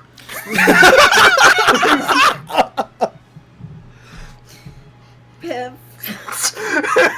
Bless you, Piv. All right. I pushed Chad Dump Truck behind me. Chad gets behind, just kind of scared, and says, "Venti, we can't take something like that." No, you're right, we can't. That's why you gotta get out of here. Just start running. I'll hold him off. I'll never forget you, Venti. And he starts running. And I've never forgotten you. All right, if you guys want to send out your Pokemon, this is a battle. Oh, I have my Oh, Pokemon? boy. I thought they got took away. You can have access to your Pokemon. Okay, cool. Not gonna lie, I'm a little disappointed that Chad was so easy to just leave. I never thought he'd just run away. I figured we'd have a little more back and forth, but wow, he was just accepting to leave me to die. But that's okay. He's my best friend. I'll do it for him. Actually, you mentioned that, and yes, that is out of character for Chad. Yeah. I also noticed that he's only run about 40 feet. Chad, you gotta go farther, buddy. you gotta go a lot. It's a dragon. You gotta go. Cool. Like downtown. Like go. Like way downtown, man. Like go long. He starts running into the distance, and you look back, and he eventually just kind of fades, like out of view. Like the draw distance of this simulator isn't that high. I love to think that like once he gets a certain distance, another asteroid comes and just blows him up. Can't believe it. I've lost Chad Dump Truck twice. You're gonna pay. He just points at the Rayquaza. It won't let me bring my Pokemon out. Really? Boink. Okay. Heroes, Scarlet, active. Who you want out? Are you Solus. are you grabbing it by the name? I tried by the name, by the sprite, everything. I couldn't. All right. Well, there you go. Thank you. All right. With all of your Pokemon out, we can. I have no control of him. Really? Yeah, I don't know what's going on because it has I have access to everything else, but it just will not let me control my own Pokemon. All right. You can do it now. That's simply the nature of the simulation. Yeah, there we go. All right. You pull out Solus and you channel it instantly. Let's go ahead and get this going. Now, this is a simulator. Let me put Mega Rayquaza on a little bit more than a friggin' 0. Oh my god, Moonbug. Moonbug is so small. So small. So tiny. Okay, let's try that. Descending. All right, in the sky, you see Rayquaza descend. However, it's going to miss this turn to recover itself from sending down a Draco Meteor. Noivern, you go. Ooh, already.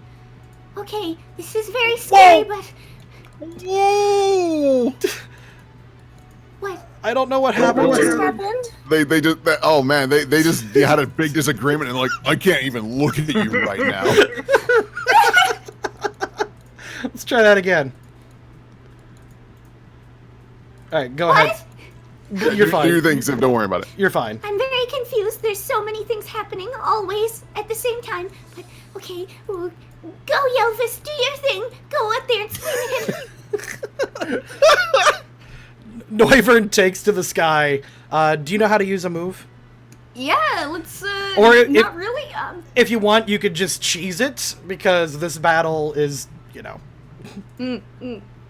Well, let's just go with supersonic. So what do I click on here for this? The yin yang. the yin yang. Okay, bink. There we go. Okay. Gone.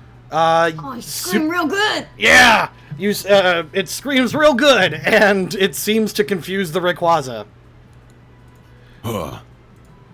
Now, it is Professor Puce's turn, and with his Moonbug.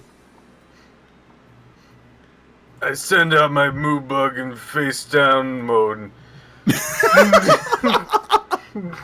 He just throws the Metapod and just lands. Now for his secret ability. You know what to do, Moonbug. Does he harden? Yeah. There's like a little bit of sand underneath him. He sinks a little bit. Moonbug hardens. Solas's turn. Okay, Solus uses Sunny Day, which then activates his sun glow, which makes him radiant. Ooh. Alright. Solus radiates like the sun itself, blinding all those who look at it directly. Fortunately, Venti always has his sunglasses. Oh yeah, he's brought his sunglasses down to hide his crying. Luckily, Moonbug's down in defensive position. This seems to reel back the Rayquaza slightly. Steelix, you can go. All right. I think our best course of action is to lower his defenses. I'll use Screech. I assume I use Yin Yang for that? Yes. It's okay. It's been a rough day, Steelix. Steelix, realizing the day it is and where it's at, is just overcome with all of its lost emotions, and it covers its eyes with its tail and begins to cry. Aw. Venti pats him on the back. It's all right, buddy. It's okay. Oh boy. Okay. Wow. Turn orders real quick in this game. Okay. Whew. Sorry. Wait. Let's look at my why. Okay. There we go. That is one of the best. Okay, so as far as turn order goes, yeah, you have to like just briskly go in Pokemon, otherwise it takes forever. And fortunately, Right. Since we're playing in Roll20, it's mostly automated. All right. Cool. So gonna do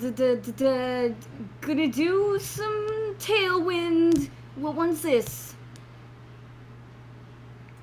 Is this the what one do I click? Is it all The Yin Yang. You click the Yin Yang. Is it always the Yin Yang? For status, yes. For special attacks, you click the purple. Ooh, okay. All right. Well, we're going for some Tailwind because I want to get faster in this thing. I just want to go and.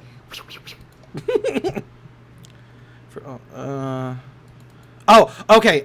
Your Pokemon trainer and your Pokemon go on different turns. Oh shit! Okay, cool. The only reason I let Puce go with Metapod is because he built his character around using Metapod. That is fair. Okay, so instead of doing that, she's just gonna go. Okay, I'm just going to right here, hunker down, and just peek out around the corner. You can do it.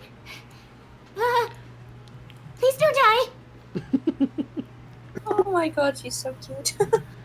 Now, if Puce and Venti want to have a proper turn, you can go ahead and do that. Remember, cheesing attacks and like combination attacks are totally okay here. Hey, Professor Puce. That's my name. It is your name. Yes. You're gonna use Moonbug to attack Rayquaza, yeah? Moonbug has his own attacks, but yeah. All right. I'm gonna make him a steel type. I start wrapping chains around him. This is a pretty sweet ability. Most. Yeah.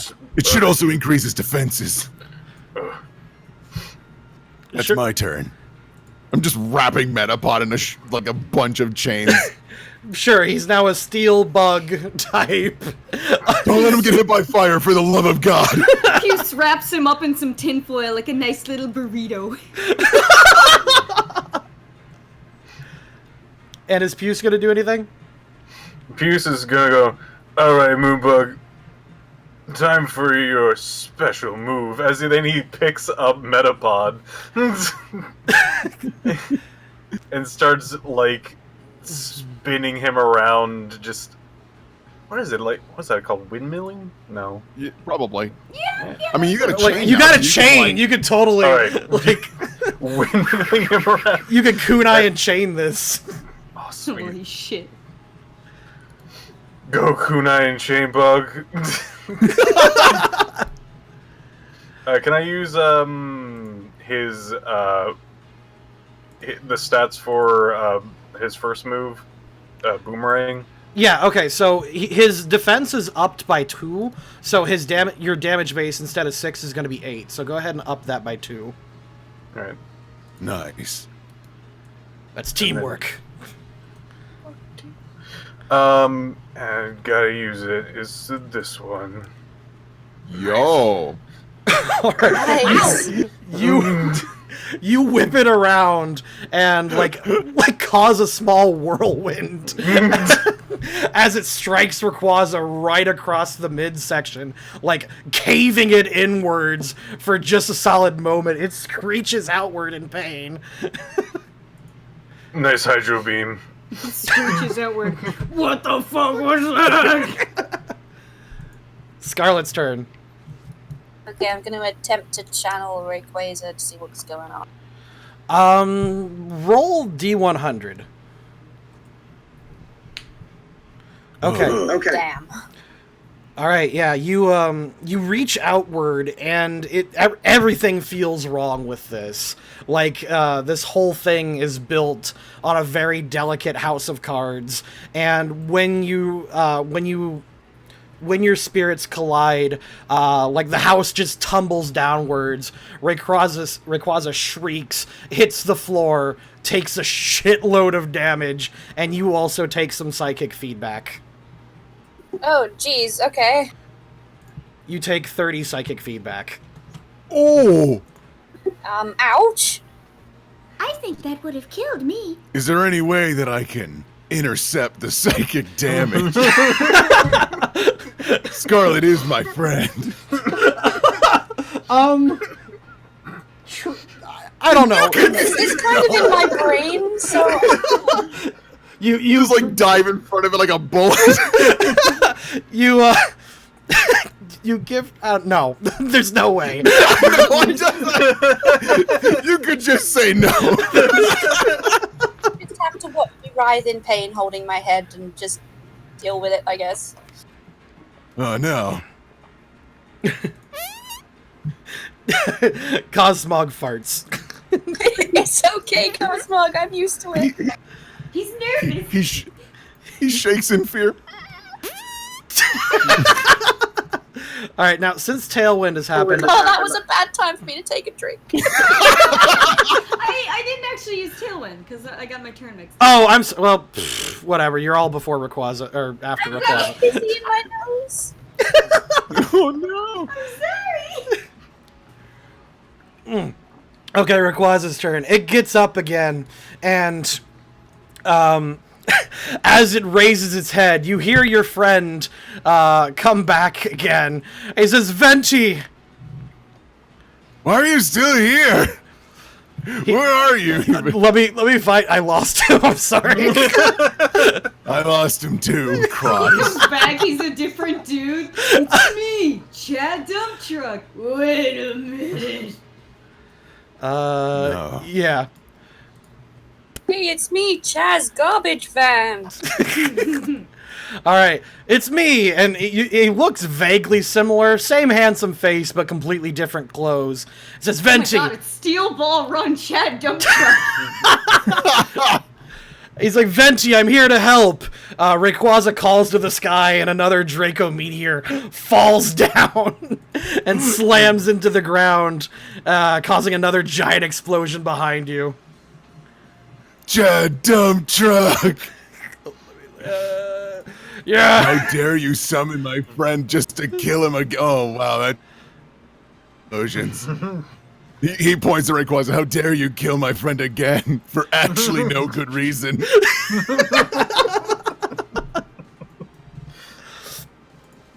That was Rayquaza's turn. Noivern. Wow, he's just doing this to be a dick.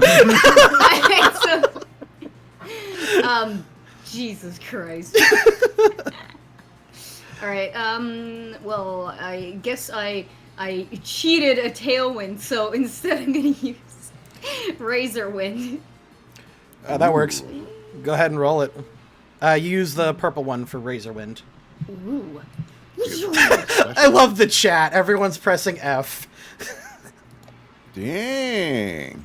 Power. All right. Razor. That says setup. May not shift this round. Hold on. Oh no, you're fine. Okay. From its ears, it shoots out a gust of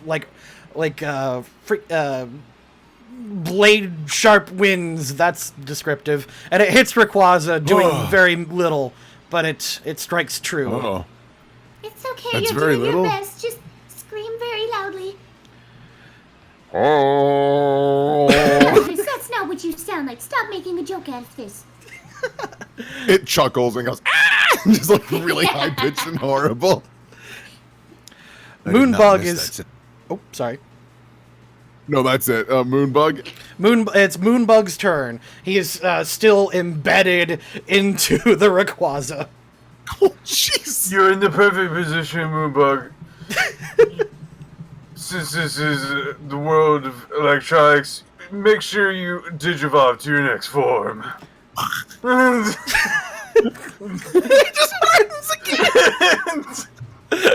Moonbug grows bigger, adding another layer onto its mass. And as it grows bigger, it like forces open the like wound that it embedded into Rayquaza. Oh God. There doesn't seem to be any kind of gory mess, for whatever reason you suspect. Solus's Thank turn. goodness. Just a couple stray pixels.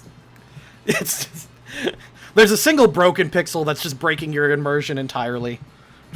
Okay, Solus gets +5 to all damage rolls because of the glow thing. Ooh. Okay, cool. And I'm gonna use Psychic. All right, yeah. Solus, wow. Solus sends out a psychic burst. So. Nice. Solus sends out a psychic burst, reeling back Rayquaza even further. Professor Puce, you're pulled a little bit ahead thanks to the chain. Steelix goes with you. He's worried. Yes. Steelix's turn. All right, Steelix. I know you can do it, buddy. You're my best friend, just like Chad Dump Truck. I'm gonna have him use Iron Tail. I assume I use the red one because it's a physical attack. Actually, Correct. no. You know what? I should use Screech. I gotta lower his defense for Metapod to just start wailing on him. That's a sentence you'll never hear again. Yeah. Oh, nice. Okay, yeah, it lunges forward, gets right in its stupid ear, and just screeches, and Mega Rayquaza is just slamming its head down onto the pavement going, "Make it stop! Make it stop!" And Steelix just yells, "Dump truck!" Just really loud. Esmeralda.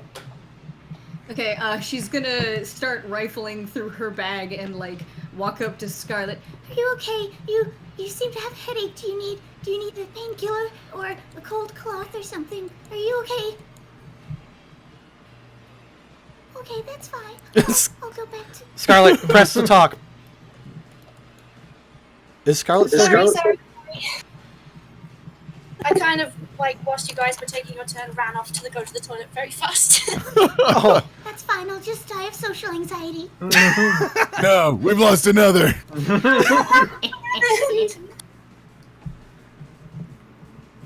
Yeah. That's it. okay. Scarlet, you are offered headache medicine. Oh, yeah, Scarlet takes it. Yeah, definitely.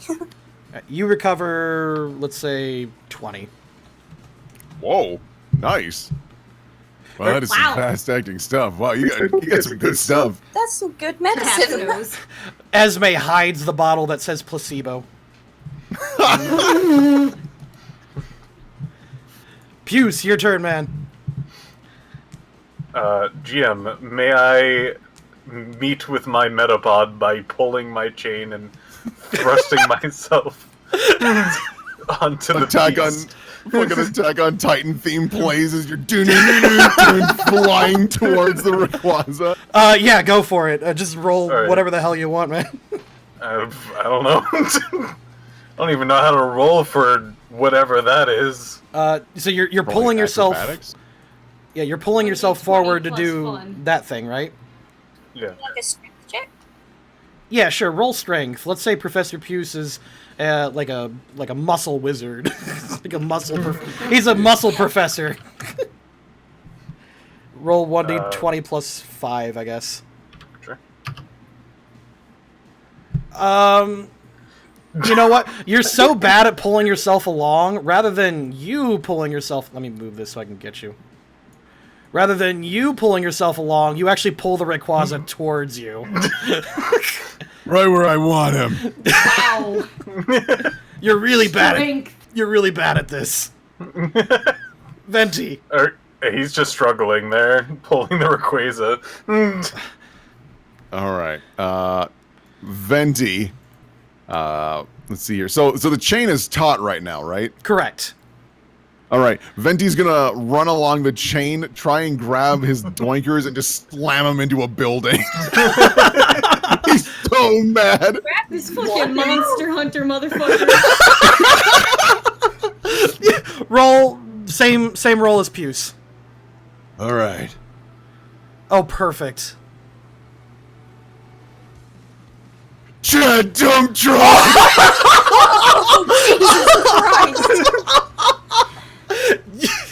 You do just that. Oh my god. Yeah, describe what you just do. As the chain gets taut, Venti jumps on the chain, running as fast as he can.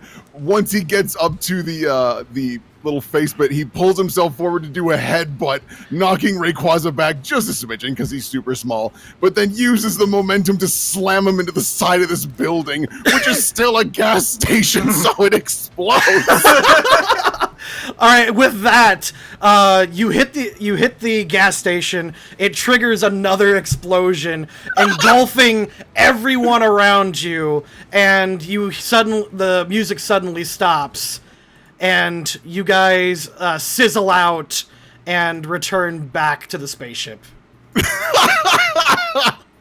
This. What the frig? Oh, whoops! Oh, I wrong one. could not have planned a better team roll a natural 20. That's how we do it over at Scrubadubs. You guys are in the middle of the simulator, and you hear oh god, what Cyan and Lydic. Lydic, that's his name. You hear Lydic swearing loudly, "God damn it, son of a bitch!" And Cyan's like, you okay in there?" Burb looks concerned as well. Venti Steamroller rolls out of the simulation, stands up, takes off his sunglasses. You just got steamrolled.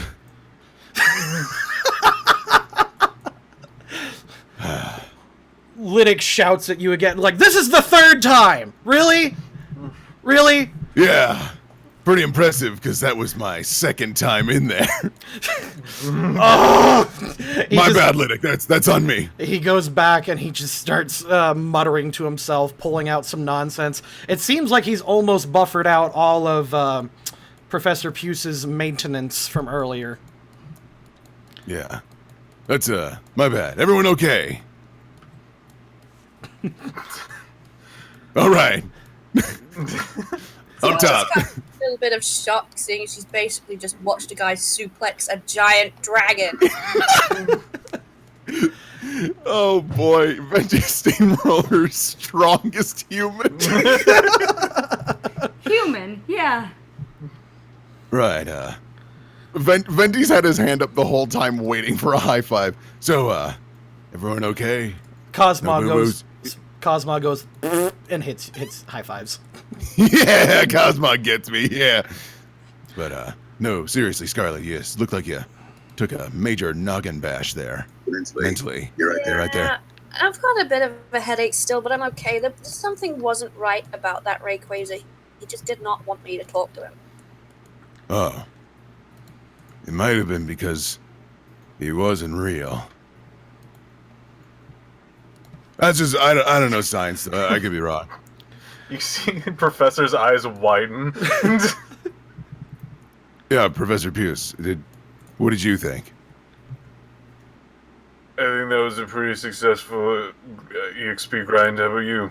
Yeah, I think it was pretty good. Cosmog, how you feeling, buddy? You feel empowered? Cosmog flexes a bit, gains 30 levels, and Jeez! and looks at you guys and is now like a size bigger, and he's just like jumping up and down, giving enthusiastic fart noises. Do his fart sounds get deeper now that he's got bigger?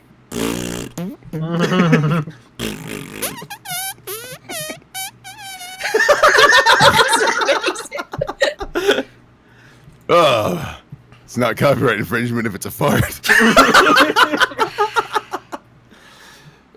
God bless this Pokemon. Lydic steps back and says, "All right, I think I fixed it. All right, now normally that wouldn't grant any EXP, but thanks to the adjustments we made, along with the EXP share we had, Cosmog looks like he's about ready to evolve for the first time. Nice." Oh, nice. All right. We better hop back in there. No time to waste. He goes, yeah, looking cautiously at his machine, just starts walking back solemnly, ready to activate the second USB. All right. Now, what other sad backstory will we encounter? All right, you guys step inside and head to a familiar-looking place.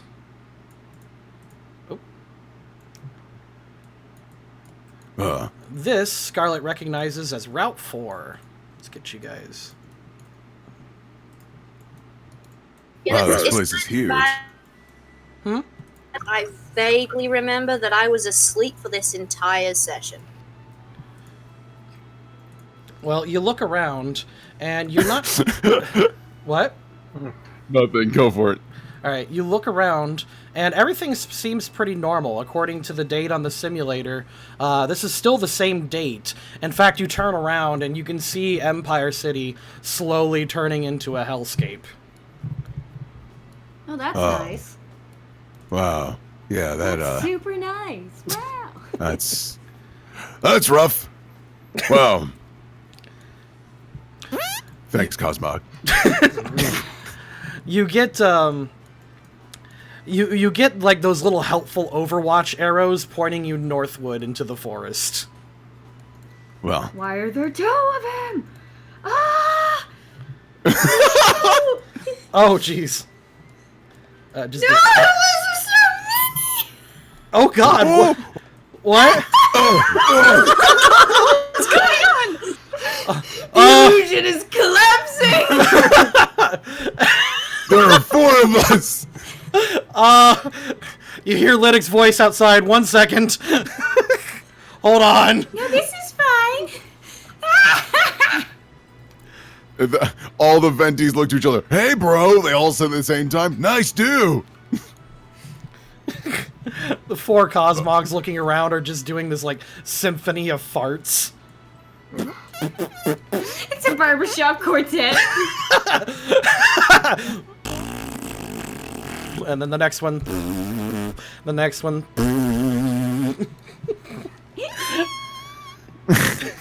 I'll need to hurry. I love everything about this. Wait a minute.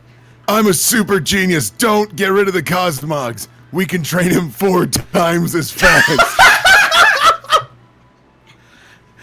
You hear Lidic's voice going... Lidic's voice is going, yeah, that's not... Yeah, okay, sure. We'll just, Yeah, okay. Go ahead, proceed along as normal. tell you what, Jesus would be happy with this. So I assume we're just gonna. Oh, what happened to you, Professor Puce? I've become all powerful. See that? Right. Well, I'm gonna delete my clones. Behold my true form. As you delete each clone, they all go, "Bye, bro. This was nice hanging with you, bro." Yeah, bye, bro. Yeah, radical. Wow, that was freaky. Right, Professor Puce.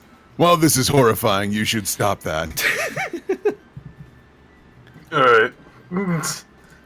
I'll just go ahead. As they all... Oh, my real one. Well, Right. I guess the digital Puce it is. Yeah, come on. We gotta get a move on. No more distractions. We gotta level up Cosmog right quick.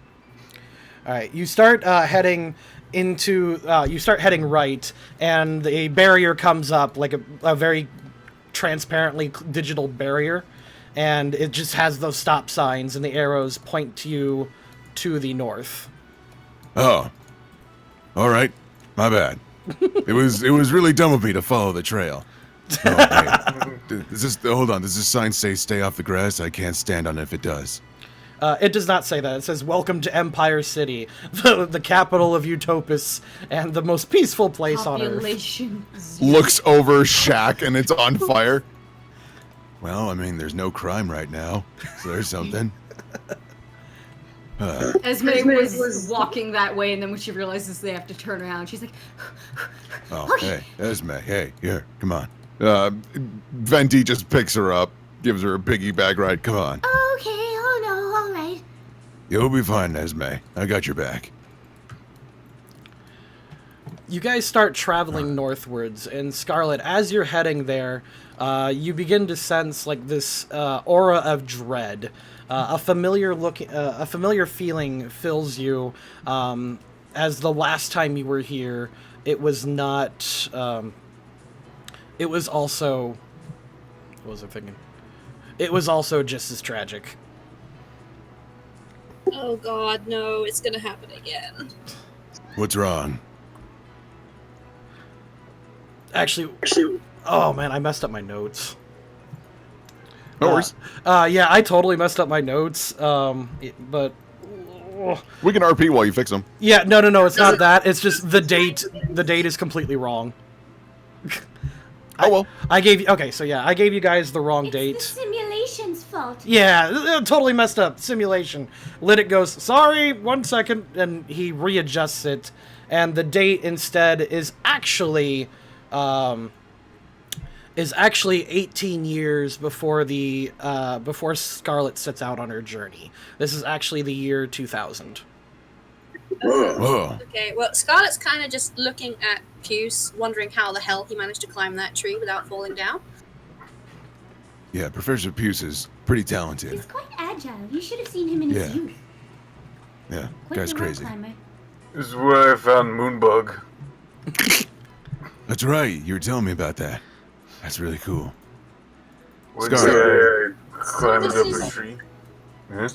Sorry, I interrupted you. Very important. No, it's fine. So this is the date 18 years before I left. So I was 3. Mhm. Date. Okay. I don't know what's going on here. Then I just know something is bad. That's a shame, but don't worry. We got your back, kid. Are we going to have to How- protect the toddler? Sorry? I said, are we going to have to protect a toddler? Yeah. Yeah, we could protect a kid. Yeah, it'd be easy. Alright, you guys travel northwards, and you can see the entrance of the woods. And as you get closer, everyone give me just a wisdom check. If your character probably doesn't have wisdom, don't bother. I mean, you could just roll a d20. Gotta figure out Yeah, where Venti's that is. Venti's got a -2. Oh wow, great roll there, Scarlet. Bloody hell. Where do I find Not bad, this? Professor. You all start heading towards the forest, and you can see That was good enough. You could see in the far distance some smoke rising. But Empire City's that way. You hear you hear the voice go, "No, I fixed the simulation. You're in the right time. Trust me." Oh, all right. Well, hey, come on, kid. We gotta go. Gotta go see what the heck that's all about. Make sure people are safe. I like how he keeps calling me kid, but I'm 21. Yeah, well, I'm 24, making you a kid. Ah, you're old. Yeah. I'm 10 years old. He says, scratching his beard. You guys head inwards into the forest, and you can see jutting out from them, jutting out from the trees, several Pokemon. Most of them are panicking and or on fire.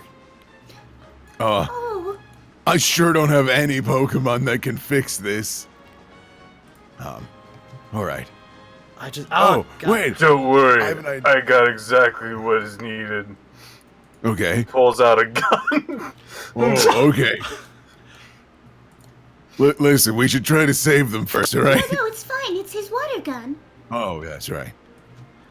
All right, from the forest retreats several fairy types. This one right here being on fire. Otherwise, these fairies are just running as fast as they can. Oh, okay. And they're like on fire and stuff? Just this one right here. Okay. Venti runs over and grabs them and then just dunks them in the lake. You do that. Go. Get out of here, little friend. Get out of here. When you dunk it in the lake, you did not notice the rainbow swirl on the lake of oil. Oh The lake is now on fire. Hey, Lydic? Yeah? Lydic? Yeah. Why is this an oil lake? No, that's right. That was in the program, I swear. He double checks his notes. Change that? I think we have the right to change that. He says, I'm just following. Okay, hold on. He flips the switch, and We can fudge some things. the lake is no longer on fire.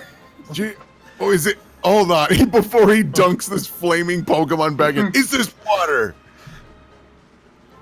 He says, wait a second. He says, wait a second. Hold on. You didn't just do that? I hit the... Yes, it's water. I'm sure it's water now. It's like that fucking glitch that was in that Final Fantasy game where all the water would turn like Mountain Dew green. All right, I'm gonna dunk this Pokemon and hopefully save its life. You dunk the Pokemon in, and the water turns black, but it does have the consistency, smell, and feel of water. That'll just have to do. By the way, Stuart, I can't control my Pokemon again. God, really? Which one? Well, I was gonna get Bowie out so he can use Whirlwind to like blow the flames away, but I can't get him. Okay, let me see what's going on here. I'm gonna look at my Pokemon real quick to see if they've got any abilities that could help. I sure have all Steel-type Pokemon. Yeah, we really didn't come prepared to deal with this. I mean, I can have them, like, leer at the fire. Do I have any access to Shell Shocker, or is he away in the PC and I can't get to him? Yeah, he's in the PC. Hey, computer guy, why doesn't my water gun work? You hear a sigh, and then 2 other switches, and your water gun is full. All right. Here we go. Alright. Let's try this again. You pull the trigger, and a bullet flies out. It's fixed. Like, it doesn't fire, it just flies out. Oh. Like a bullet just right out. Is that an actual gun? Yeah, but... He looks at you, like, Lydic shouts from the top, you know, this file might be a little bit corrupted. Let's just get you to your destination, and then, like, hopefully We can stop this as soon as we can. Yeah, I just managed to get Bowie out as well. I mean, you can do your thing real quick. No, it's fine. Carry on. I don't know if it's just my cowardly nature taking over, but I feel like we're supposed to run away from this, maybe, and just run past. Yeah. The arrow points you forward, deeper into the. All right. Let's boogie. Come on. You guys travel northward, excuse me, and as you get further north, you begin to smell a mix between smoke and a very distinct smell of burnt onions. Whoa. That's a not so great smell. Do an int or wisdom check. Some of you might actually know what this smell like it might trigger a memory. Where do I find for some of you. those specifically? I'm not seeing where they are on my sheet. It should do you know what your wisdom score is? Whoa! Oh! Idea. Okay, I'm just gonna say just roll a d20 plus 4 because you're a researcher. Oh my Yeah. god.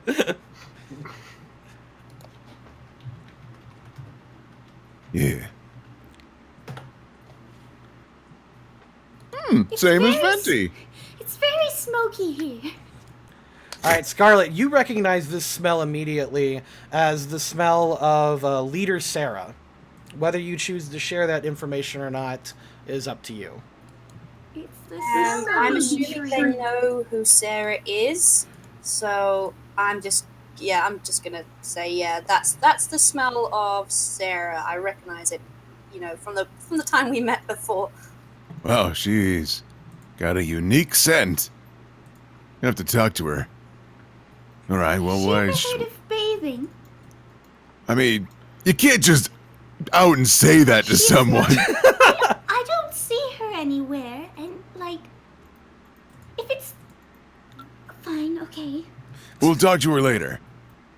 All right, come on, let's go see what's going on. All right, as you approach, you see ahead of you this tree which is on fire, and of course I'm going to use the good old, yeah.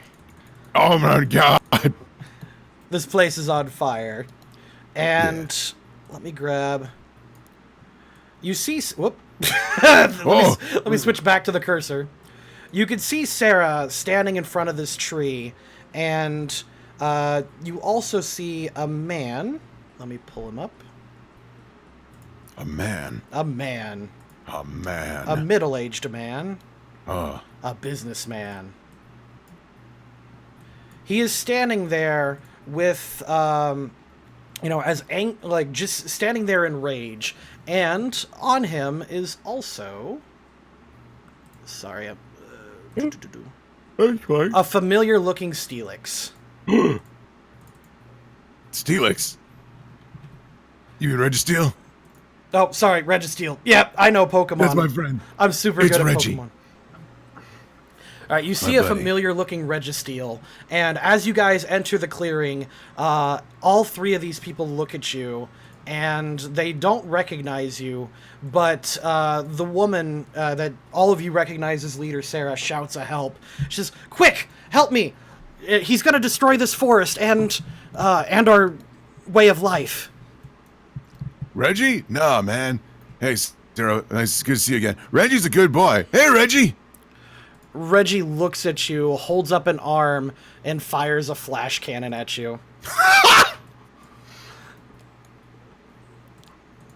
And All right, do I roll anything? I can roll something. I was just gonna say you just take damage, but yeah, we could roll this. Oh, okay. You know what? It's a charge beam because apparently I don't have flash cannon. You take 25. Oh! You take 25, and that's the start of a fight. Oh, no. Ow! Oh, no. Okay. Reggie. Listen. I'm not the one that got you stolen. You can't be mad at me. The old man shouts, "I won't stop until I destroy every single fairy in this forest." And he says, "Registeel, go!" And he starts, Registeel starts rampaging around. What's your beef with fairies, man? Fairy types are cool. All right, that's it. Scarlet kind of sends Rocky forward, and Rocky just jumps in, grabs Venti, and pulls him back. Oh. No. I'm doing a fight. Fine then. If I'm not allowed to fight, I'll send in one of my buddies. Which buddy? Well, probably the best one for this situation. Magnazone. What does he even do? You send out Magnazone, and the businessman just seems perturbed, and he's just kind of laughing maniacally, like ha ha ha ha ha ha ha. And Sarah steps back, heavily injured, with fire and poison just like all over her, along with this area. I've got an idea. Okay, so I would wager that this businessman has some metal on him. Yeah? Sure. Okay, I'm going to use Magnet Bomb on Registeel to hopefully damage him, but also pull this man into him in like a takedown attack to just slam him, like basically try to damage both of them using it, and also kind of impair this guy's movement. Sure, go for it. This is probably a... Oh, it's a physical attack. Interesting.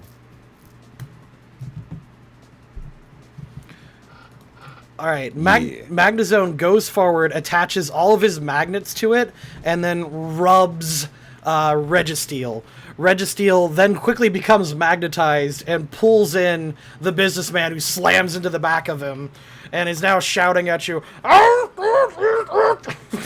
Yeah, now we can't give Registeel orders. Maybe. I don't know. I'm just talking out of my ass. Who's next? And you guys can tackle this however you want. Forks and knives fly out of his bag, sticking onto him. My fork. I'll give those back, buddy. I'll give them back. Don't worry. Yeah, maybe you and Metapie can help. And hey, Esme, you got anything else I can help? Water She has gun. her paper bag again. Throws a ball. What does she Throw. Boop.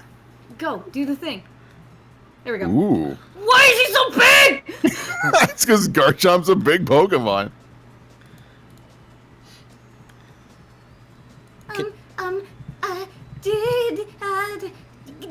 Dig and get the big scary guy, please. All right, Garchomp dives into the ground like water and like swims over to the lot of them. He then circles around everything, and suddenly the ground beneath Registeel and the man collapses and traps in both of them. Magnazone comes away, and the threat is handled for the most part. Oh, Wait, nice. what? That's it? Maybe we should like finish him off. Okay, now that's sorted. Can Scarlet get Solus to use Psychic to get the flames under control? Yeah, it can go into the air, use Psychic, and the flames die down. The Garchomp can go around as well and start like throwing dirt on everything. Ooh, yeah, no, he'll do some like sand and scatter it around. Yeah. Magnazone just floats in the air and like surveys the area to make sure more Pokemon have gotten out and guides the ones that are lost. Yeah, in fact, for some reason, like, it just seems to not only does this just kind of save the area, all the Pokemon just are standing around cheering for you guys. It's a little odd. Okay, so it's a little strange, but I'm glad they're happy. Sarah approaches you and shakes your hand and says, "Wow, thank you so much. If only this evil man could have been stopped sooner, though. We could have saved more Pokemon." Yeah. Professor Puce is crowd surfing on some Clefairies. With a bottle like stuck up in his mouth. There he goes. Yeah, no, sorry. We tried. I think this would have gone a lot better had that lake not been made of oil. Well, she says, well, no, it wasn't made of oil. And she looks darkly at the one man, and she says, rather instead, it's his company, and she points at him, that polluted this area and destroyed the environment. Wow, okay, that's not cool. Right? She just kind of whispers at you. The only answer is to do something about it. Don't you agree? Yeah, we need to take him to jail. No, I don't think jail is good enough. She slips you a leaf in your hand. All right, is this like a business card? You hold out the leaf, and it stretches out further and further into a very long blade of grass. And she whispers in your ear. Can you give me a will save? Uh-oh. Where do I find my will save on this sheet? Scarlet just runs forward and she's like, "Be careful, she's not as nice as she seems." It's whatever your perception. It's your wisdom score. Oh, good. Venti Steamroller is easily taken over. She looks at you and says, "There's only one thing to do with men like him." And she hands you the blade and says, "You know what to do." Yeah, you've been hanging out with Harley a Over lot. there, and I hope they're not planning on murdering someone. I like, yeah, is Scarlet able to try and stop this? Yeah, what's Scarlet do? Can Scarlet kind of like just run in and get herself between Venti and the Registeel and be like, "No, stop! That is enough." Totally. Okay. No, okay. Little confused. There's the kids in the way. Oh, well, nothing should stop our vision. Don't you agree? Huh. I don't know. Scarlet channels with Solus and uses Psychic to push them both back. Both of you use Psychic and manage to nudge her a little bit. Venti, your control, her influence over you is broken, and you're just holding a blade of grass and filled with dark thoughts. Oh. Whoa. Okay. Not comfortable with this. Do I have my psyche back, or am I still kind of? Yeah, you got everything back. So nice sword. Just throws it as far as he can into the forest. I'm gonna roll my strength. Go for it. What you hear in the background is this squeak as something gets stabbed. No, it just whips it super fucking far. You whip it far, and as it disappears into the distance, the simulation suddenly ends, and you hear Lytic's voice going, yeah, sorry. Seems there were some glitches we couldn't prevent. Yeah, no, there were a couple in there, Lytic. Are you like even double checking these, or what's going on there? I was just following orders, man. All right. Huh. He apologizes. Sure, this thing doesn't need to be fixed more. Pulls out another brick. He's like, no. Tell you what. Why don't you guys? He stops. He stops the professor's further repairs. He says, "Why don't you guys take a rest and come back tomorrow? I'll make sure this is glitch free. Absolutely." Yeah. All right. Sounds good. It's been a rough day, anyways. You got any burning forest experience, little buddy? Yeah, actually. As you pop out, Cosmog flexes even further and begins to glow white. Disappears. Professor Fuse is about to stop it and then goes, "No, it's not my Pokemon." Wow! And reappears is this thing that weighs a million billion pounds. It's Cosmo. Larvitar is crushed because this thing has no arms anymore. It looks at you, no. and it sticks out its tongue and gives a very, very quick for a microsecond, and then its tongue gets sucked back into it.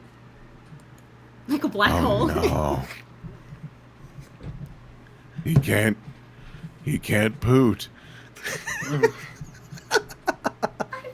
What sure if- this is oh, fine. no. It's just he's a Have we rebellious gone too teenager. far?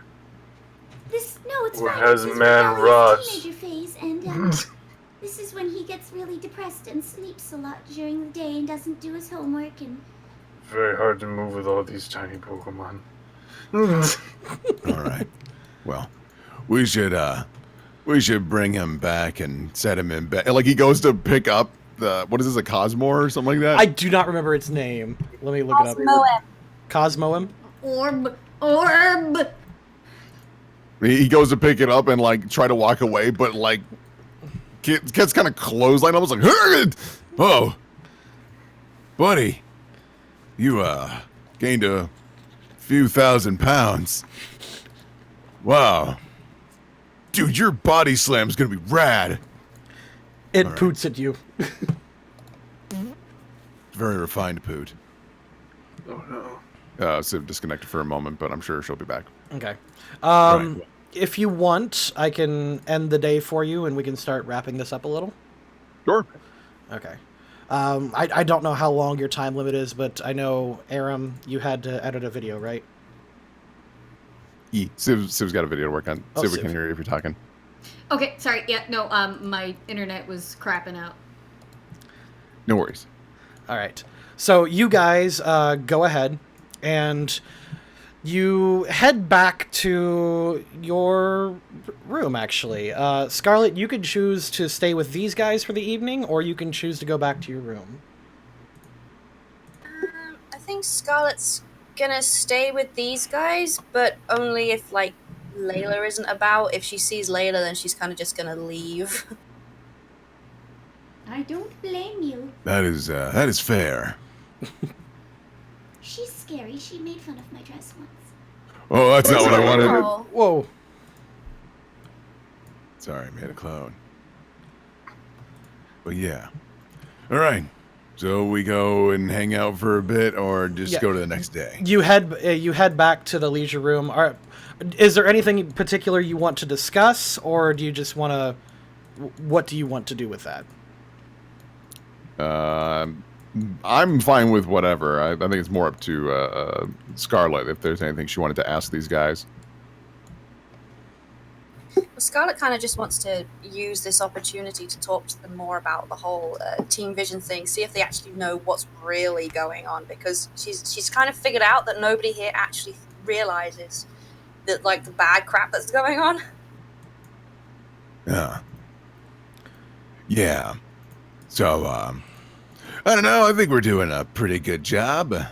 Saving lives. Fighting for the future. You know. Like real eco-friendly stuff. Yeah, Scarlett's just like, it's just, you guys seem nice and everything, and it kind of seems like the wool's being pulled over your eyes, because all the Team Vision people that I've met have just been, you know, horrible. No, they're not that bad. You just didn't get to know them that well. Except for Jason the ninja. What are you still doing here? he darts away. Jason. Don't don't trust Jason. You step back and land, and you step on a whoopee cushion. Oh my god. Cosmom! Cosmog whoopee cushion. He's fast. He's good. No, Anyways. no, I do agree with you. It's a bit odd, but I figure it's in a way where I'm okay with playing ignorant towards the things that the higher-ups are doing, because somebody has to be the bad guy in the situation and do the bad things that have to be done. And as long as it's not me, I'm fine with that. Somebody else can take the blame, I guess? You're fine with the bad things, even though the bad things are killing people and hurting people and destroying people's homes? I don't... Alright. No, I wouldn't say it like that exactly. it's hard to put it in perspective from the other side when... no. Listen, I'm not entirely sure what side of vision you've seen, but, we're just trying to get by and make sure that even worse stuff doesn't happen. I'm not really seeing... Yeah, I'm sure there's been a couple of bad eggs out there, but come on. We're trying to do the right thing. You guys are literally the only Team Vision members I have met that have been nice. No, that's ridiculous. No, I believe it. Scarlett's Oh, got really? a very stern look on her face, like, no. Get up, Steelix, or Vagron. Oh, whoops. I'm not the only one that mixes up Steelix. Jason laughs, runs away laughing. All right, now that Jason's gone, we can have a serious talk again. That guy's a jerk. Anyways, In yeah. Scarlett's pocket is a sweet roll. Nice. That's like So what it's it getting is. crumbs all in my pocket. She just throws it over at Jason. It hits him smack in the face. Don't. Right. But no, seriously, I think you just caught him on a bad day. Like, even like Layla, I get she's scary, but she and I go way back. She's a good gal. No, she's not.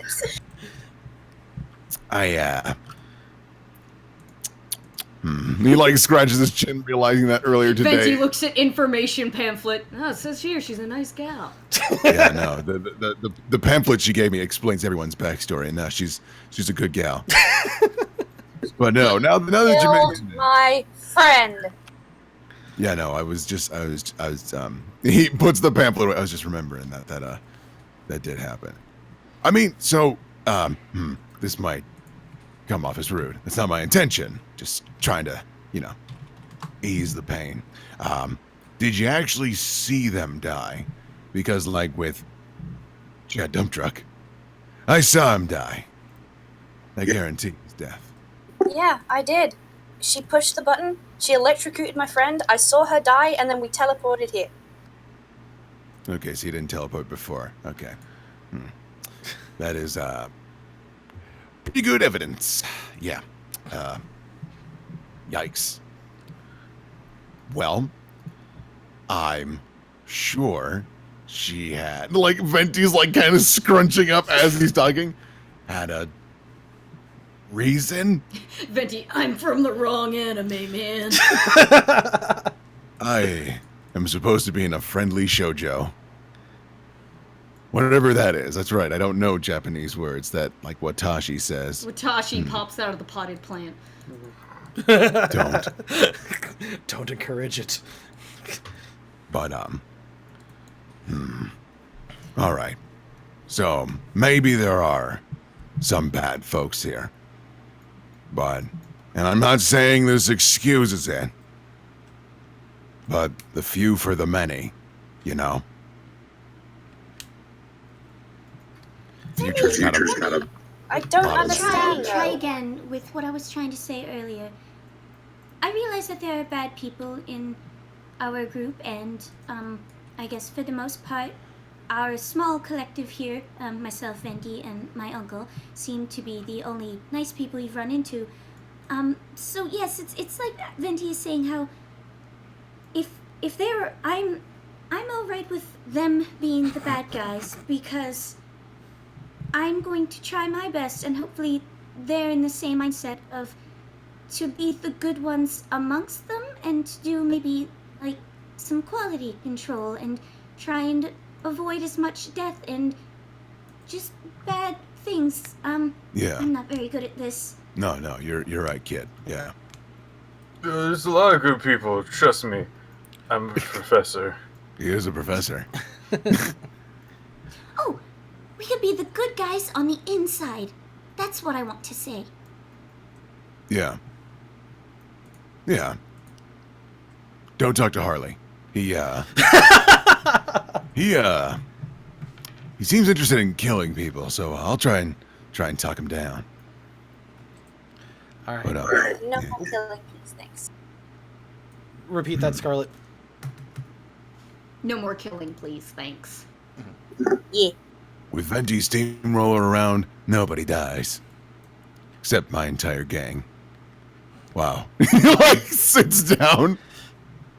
The the evening passes, and you guys squat around here. Scarlet, you notice, aside from these three people, everyone else in this room seem to be in similar situations. Once in a while, a child comes over and asks you just a polite question here and there, and then head back. The evening eventually passes, and you get some uneasy sleep, and you're all just kind of bunking down on the floor in futons provided by Watashi, of course. And in the morning, you're all sort of, well, specifically Scarlet is kind of nudged awake with a foot. Ew, foot, no, get off. And Scarlet, you're nudged awake with a foot, and as you begin to stir, Layla calls to the other three around you and says, "Hey, come with me." Yeah. No. Did I heal? She looks at you and says, no. And she points around. She looks around the room and says, "This is what we do this for." And she points at this family over here and says, "Those two are the only surviving members of the Ninja Village from Akamoto's clan." She points up there and says, "You may not have recognized her, but that's Valdis's grandmother." And Oh, I totally recognized her, but yeah, Scarlet doesn't. Yeah. she points at the businessman over there and says, "They had a small home in Empire City, and we managed to pull them out. This is what we're here for. Come with me. I think you should see something." Wait, does Scarlet know about the whole their timeline is destroyed? Have we never actually gone properly into that? No, that was properly expositioned by the witches. Oh, okay, that's okay, cool. And she just kind of looks around like in silent shock, just like, oh my god, is this all that's left? We send out... one of the reasons why we have so few members and we've been so ineffective is that most of the time we're heading back into our timeline to rescue people. And she walks over and she puts a hand on Venti and says, "Can you come with me, friend? I'm going to need you." Yeah, of course. Should I bring Cosmog? He's not Cosmog. He's something else. He's very heavy. She smiles and says, "Yeah, come with me." Oh, radical! As Layla walks away, Scarlet just gives her the middle finger. Hey, whoa. That is a bully gesture. No bullies, please. You're not mad, are you? Venti, like, hangs back a bit with Scarlet. Hey, listen. I get that you're mad, but this could be an opportunity to try and make a bridge. I'm not saying that you have to like her, but if you can see if there's a way to remedy things a little bit, you might be able to find some middle ground, work things out." See what happened, King? You got me in trouble. King? Check the chat. Oh. Alright, you guys step into the teleporter room, walk over to the teleporter, and Lydic is just arguing with Sai once again about some configurations. Layla gives them a nod. Akamoto walks over and gives you guys a thumbs up. That guy's cool. Just to be sure. Yeah, Do-do-do. that guy's great. You guys... But no, seriously, use this opportunity. 1 second. Ah! You're in the wrong spot. Oh, the void. Neat. So much all the time. Oh dear God. Oh, that is a blood lake. Ooh, Oh. sure hasn't loaded for me.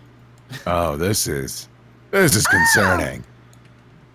Oh. You guys teleport to Route 4, and what you see before you is an absolute hellscape. The once beautiful moonwalk has now been destroyed. The famous hotel has been trashed and graffitied. The fountain over there, you're dangerously concerned, is filled with blood. Like, that is That is an absurd amount of blood. I think we walked into a different show. Yeah, wow, let me look at my ESRB rating system. This Oh yeah, this started off as Beyblade, and now we're in Berserk. What is this? we are in the last 3 episodes of Berserk. This is a hard M. Huh. They even put ketchup on the sign. No, don't waste ketchup. No, but seriously, there's a lot of dead things here. She starts walking down the path and says, "Come with me." Don't step on the blood. Yeah. Here. Venti grabs Esme's hand. It's all good. All right, you step onto the moonwalk. Let's try that again. You walk along the path, and Layla explains, "This is where most of our efforts go to, and we received reports that there might be people in this area we can drag back with us. That's why I brought you here. I needed." She puts her hand on Venti, and she says, "I needed my most capable friend here for this." Right on. Luckily, I got backup. He looks at the other 3, gives a little thumbs up. Okay. So, dumb question. Are we, what time, like, are we actually in, we're not in the VR thing right now. No, very much not. Oh, well, this is serious business. Okay. Yeah, you are now in the Nightmare timeline. You guys have been on the spaceship for a few months now, so the last time you left the timeline, it was not this bad. Wow. Huh.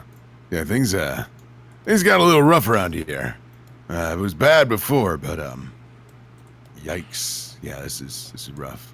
No swimming, stop that. Yeah, no I saw swimming. you. I was just looking. You walk up this hill, and with her gear, she sends a grappling hook up the wall, and begins to climb up, and then looks down, climbs down, blushes a little bit, and says, "I'm in a skirt. You go first." Oh, I wasn't even looking up. You know me. I'm a gentleman. Oh, wait a minute. I've got an idea. Now we have a ramp. She says that's better. Yeah, all right. Everyone on Steelix. He's my boy. So, yeah, we could just pop up. Yeah, there. you could just go ahead and pop up. In another life, I think I would have been a rock climber, but I just didn't have the health for it. Yeah, you ride up no problem, and staring out at the lake, you can see this sunken boat, and you whoa, did Scarlet disappear? Okay. Oh, There, back. Well, I don't know where he's gone. All right. Staring out at the lake. There's Cosmo. There you go. There's Cosmo. And staring out at the lake, you can see a sunken boat, and you can see a few people standing on it, shouting at you. Let me grab some people.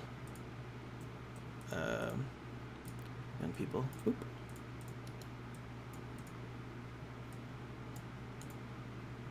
There we go. You can see some people standing on the boat and shouting, "Hey! Who are you guys?" And before you can answer, from the north end, you hear a terrifying screech fill your ears, and you can feel a dark aura encompass this entire area. Where is it? Uh-oh. Oh. In the distance, you see a nightmarish bird emerge from over the horizon out onto the lake. Oh god, Scarlet kind of just panics, throws Bowie out, and orders him to fly over and grab the 2 off the boat. All right. This is actually initiative. I will be using the full rules on this particular character. Oh, all right. So send out whatever you feel is appropriate. All right. First things first, I gotta get Magnazone out here.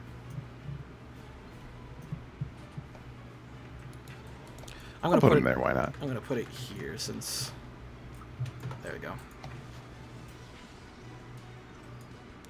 I'm going to try to position the map so that chat can see it better.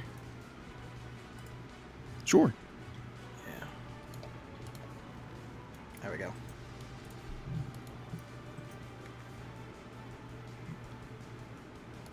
And then Puce and...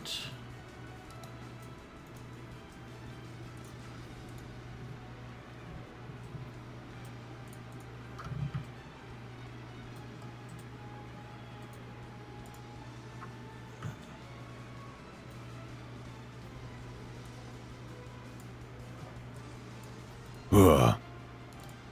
Alright. Oh, these Pokemon. Alright, all of your Pokemon pop out. And, except for Esme, can you get yours I'm out? deciding. Oh, okay, still deciding. Show us a new one. If you, Okay, fine. well, unless it won't work in this fight, because I had to bring Magnezone, because there's no way any of my other Pokemon can reach. Aw, little Sableye. Baby. Baby boy. Alright, let's get group initiative. Is that everything? Wow, his initiative's pretty good. Alright, Yveltal flies out and sensing much stronger aura than the ones on the boat, turns around and curves into your direction and sees the lot of you. Okay. This is fine.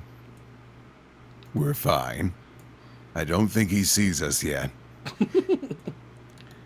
It rears its head back and fires a hyper beam in your direction. It's just going to try to hit everyone at once. So you're all, if it hits, it's just going to split the damage. Okay. Oh! Alright, a hyper beam hits the area, and you all take, what is that, 117 divided by, let's say, 10. Yeah. Okay, So each of you take 17. Sure. Now, each of you 1 takes second. 17. Not only that, some abilities suddenly activate.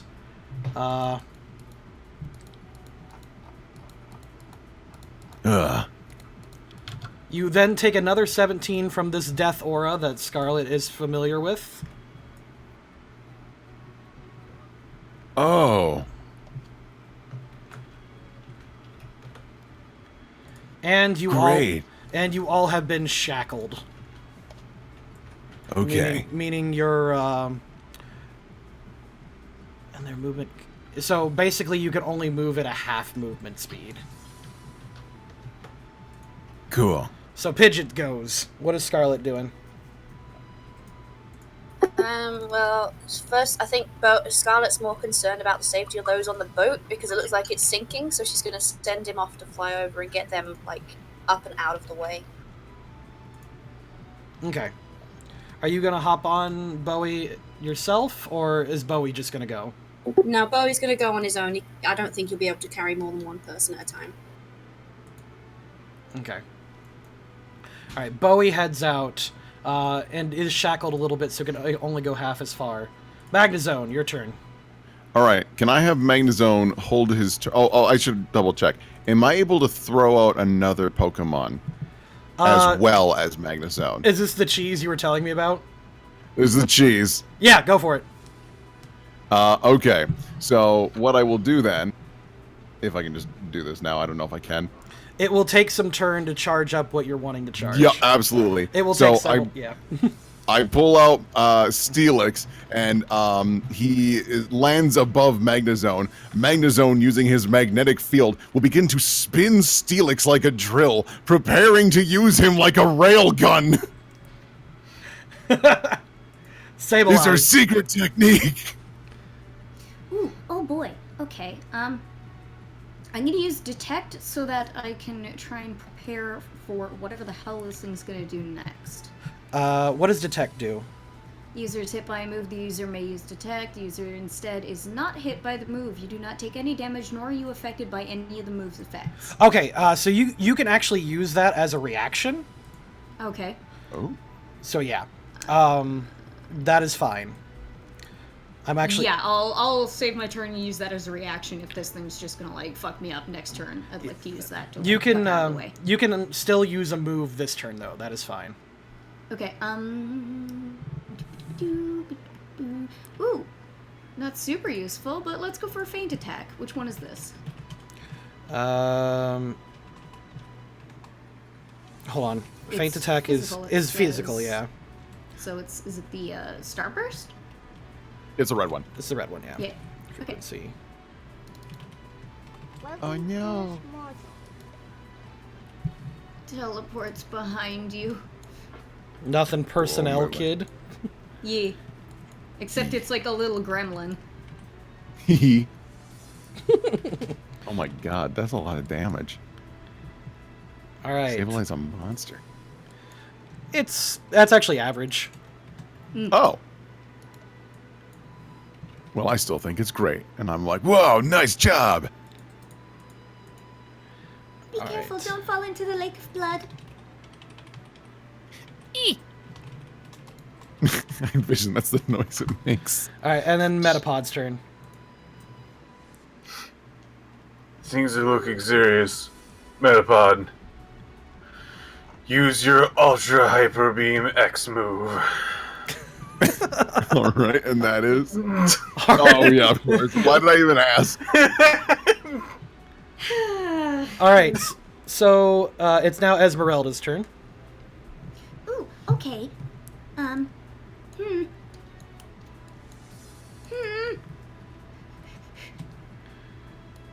Can I quiver and hide? Yes, you can.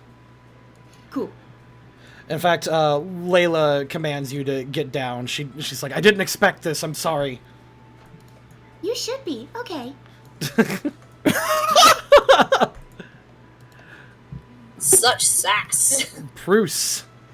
Or Puce, excuse me. What do you do, buddy? That's enough for charging up. Get him! As he then, like, pulls a brick from his bag and throws it at it. Oh my god. All right. Just roll a d20. I think I actually have, like, a... I'm pretty sure you do have an ability. Oh yeah, you probably actually have rock throw or something, don't you? Yeah, I do. Give me a sec. Jesus. There you are. Yeah, you have Alright. rock throw. Yeah, actually.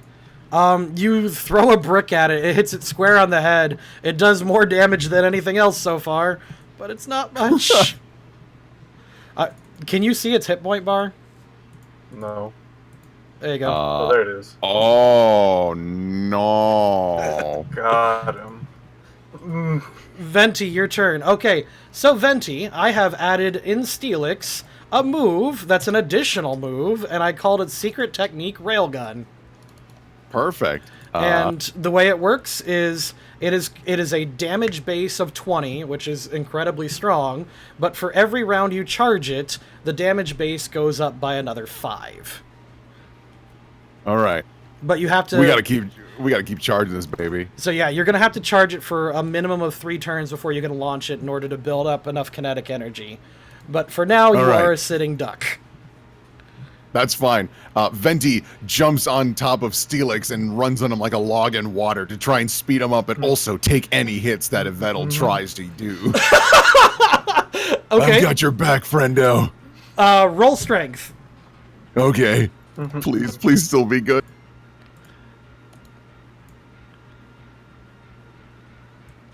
Chad, don't! Oh my god! What is this? Wow! Venti Steamroller! They don't call me Venti Steamroller for nothing. Oh my god! Speeding it up. All right, you know what? The 3-round windup that it normally takes, Just ignore it. You just kick hard, remembering the lost friendship of Chad Dump Truck and the rest of the Shenanigang. You know that this creature is the cause of everything in the Nightmare timeline. You can launch it whenever. Its damage base is 25. All right, but if I charge it up more, it'll become more powerful, yeah? Correct. All right, we're going to keep charging then. Oh my god. All right, Scarlet, your turn. Okay, I was thinking about maybe channeling a Veltal, but then I was like, I don't know, he might destroy my brain. Yeah, that'll just melt your brain. So my other plan is to be channeled with my Bowie and use Twister. It does extra damage on flying type Pokemon, or Pokemon that are flying, and if it hits, they fall to the ground, so he'd actually fall into the water. Oh, no. Okay, I'll edit this out. Cheese it and speed up the spin. Ooh. Okay. Like you can speed up the twisting steamroller. with Twister. Yeah. So Okay, I have a fantastic idea. I'm going to channel Bowie, and I'm going to use Whirlwind on Steelix and Venti to speed up the steamroller. Oh, all right. Hell yeah. Roll status. we're steel types, so it won't do as much damage to us. Oh my Yeah. god. All right. You get half of that into the damage base. Yes. So another 8. Okay, I should probably be adding that in. Yeah. Go ahead. Do you see it? Okay. Damage base. Oh, there it is. Okay, so I'm at 28 now? No, you should be- Or I was at 25 before. It was 25. It should be at 32 now, or 33. Okay. I added it twice on accident. I'm sorry. Okay. Cool. Okay, so I'm at 33 then. Yep. So, baller. All right. Layla is going to command Zweilous to go out and get the refugee as well. And then she's going to just stand back and attempt to use a potion on Professor Puce. Ooh. You recover 50. Dang. Cosmoin doesn't go. Yveltal, since he used Hyper Beam last turn, needs to take this time to recharge. However, his passive auras all go off. Okay, so like -7 damage then to me, and then like for my Pokemans too. Yeah, it's actually 17 to everyone. Oh! I am knocked out. Am I able to take some of that damage from her? Yeah, No, you it's know... gonna Probably fuck me up not. regardless. I'm at 6. Oh yeah, I don't think I can. It's a... Oh wait, no. Okay. I have an ability where no matter how much damage I take as a reaction, I can take 25 as maximum damage. You Oh. even have that much health? Barely. Well, I took the 17 away from me already, so if I just take the extra 8 away from me, I will be at not great. I'm at 5 right now, but I can take the full hit from you and absorb. Well, actually, I can technically take everyone's because it's. How does this thing work? You basically have whole. sturdy, right? Kind of, yeah. Lose 25 HP instead of the damage you would have taken. So I don't know if I can. I probably have cheese done... that. I've probably done your hit points wrong this whole time, so let's just say you can take it. Sure. Cool. All things considered, that's not a ton of damage. Yeah. 17 No, is Ven- actually... Yeah, 17 is actually tiny in Pokemon. Oh, really? Yeah, like 33 is not a lot. Like, a lot of damage is like 80. Oh, okay. Yeah, okay. So, yeah, Venti will just absorb that energy to try and keep Esme alive. All right, yeah, somehow, Thank you. despite all of this, you absorb all of that hatred through the power of friendship. I got your back, kid. All right. Bowie's turn. Bowie just carries on to go and help these people off the sinking ship. All right, he swoops down, picks up one of them, and carries them off. Magnezone, you spending your turn doing your thing? Yep. Okay, roll a d10. Sure.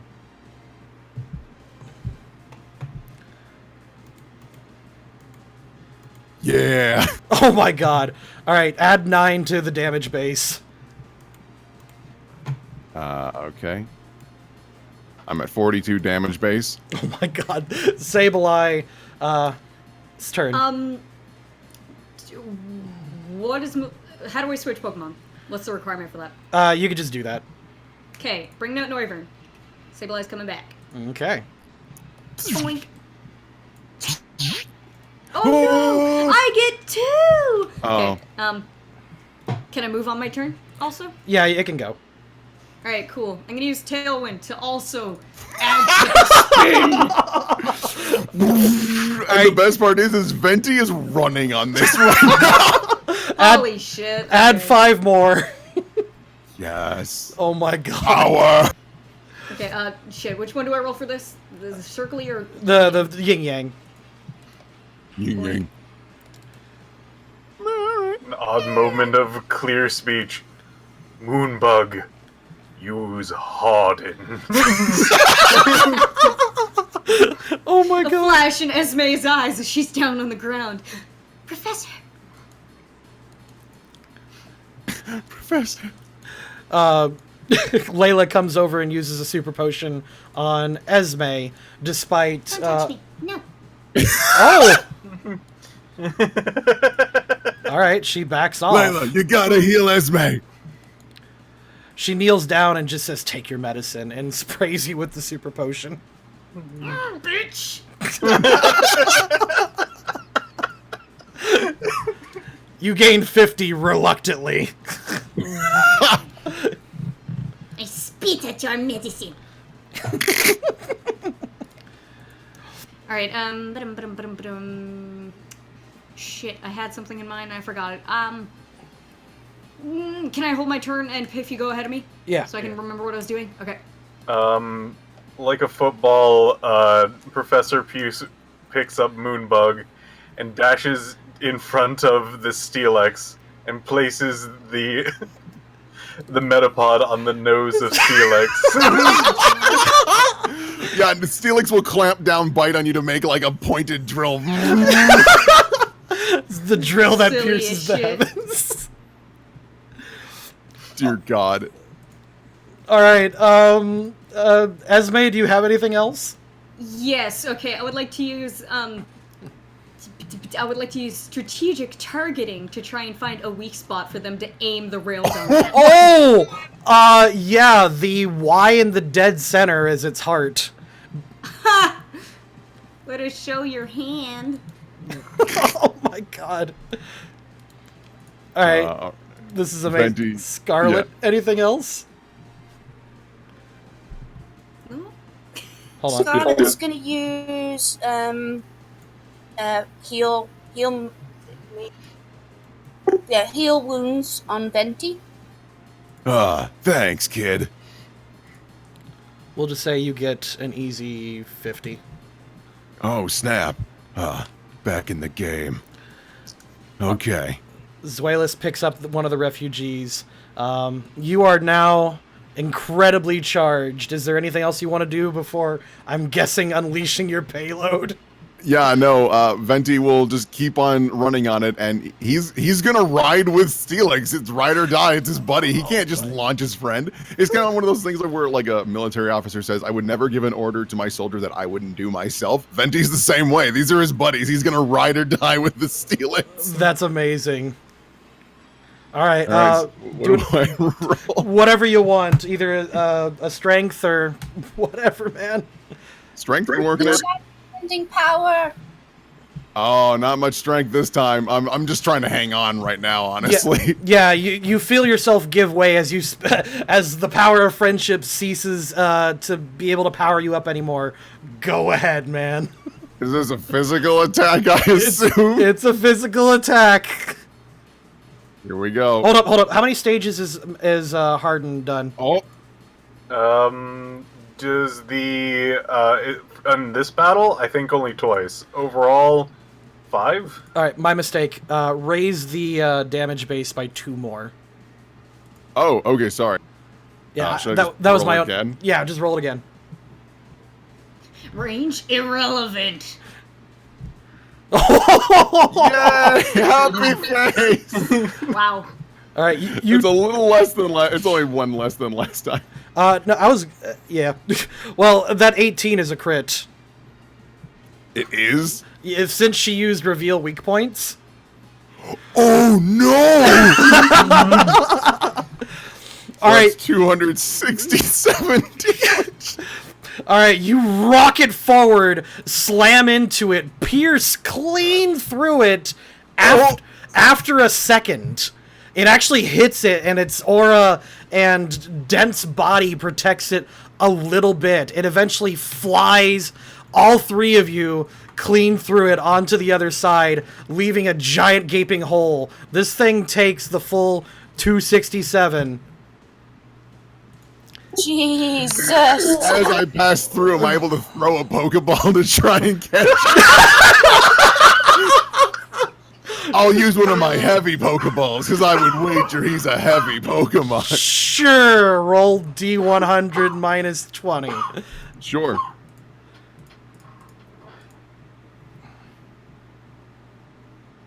I swear Sorry, to God, what's if you get a natural 100, like this is, I'm just rage quitting the campaign.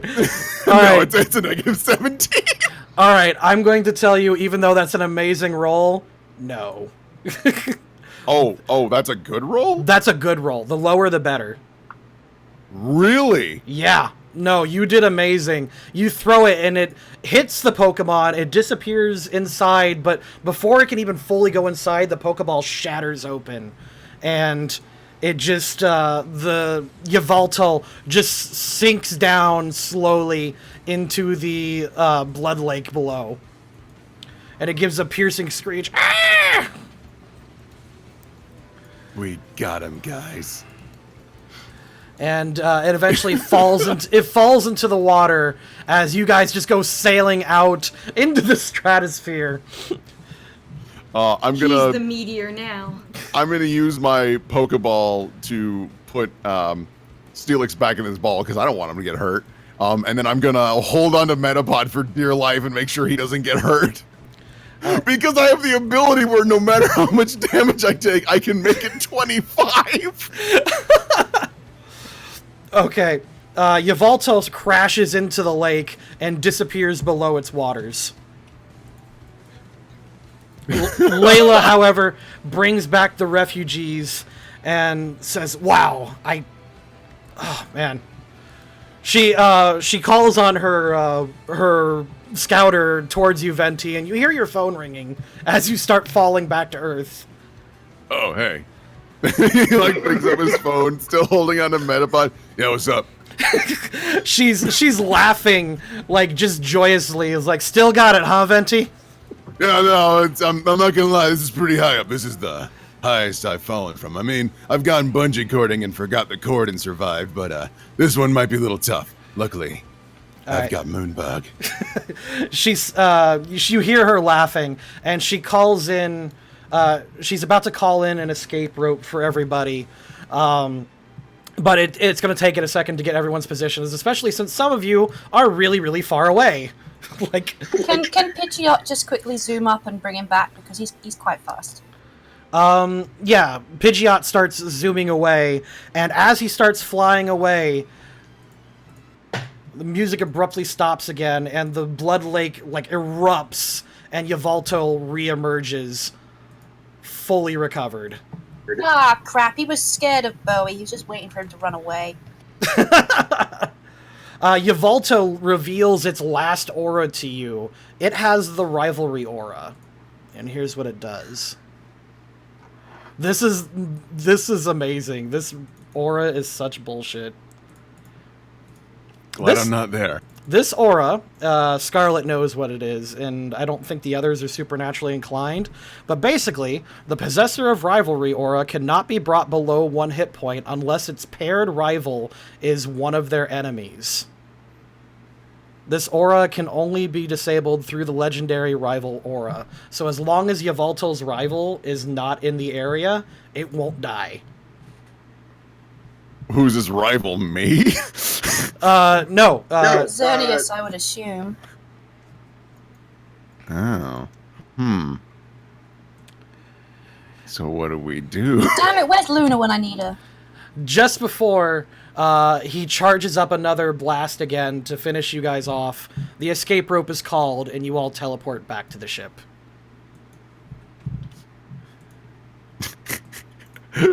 I like to think that I still have my momentum and just slam into the deck. You all land downwards, and... You all land downwards. I forgot those two people. Crap. I deleted them. They didn't make it.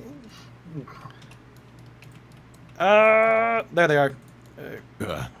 Luckily, I only took 25 damage.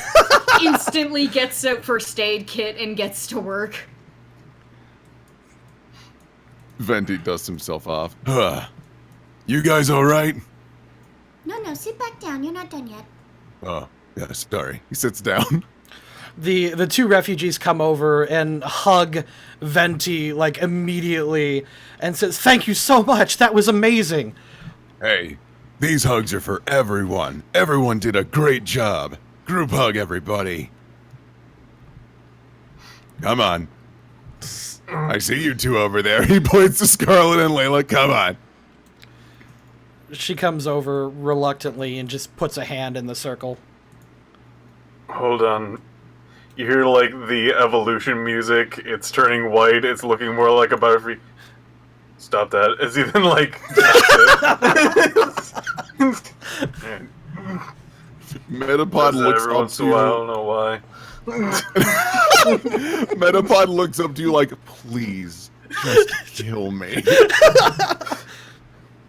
So what's Scarlet doing? Scarlett's just gonna stand over here like, yeah, I'm not part of that group, so...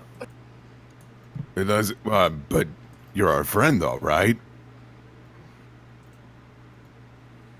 Yeah, Scarlett's still a bit shifty, like, yeah, but... Yeah. I mean, I'm not asking you to join Team Vision. I'm just asking you to join a group hug.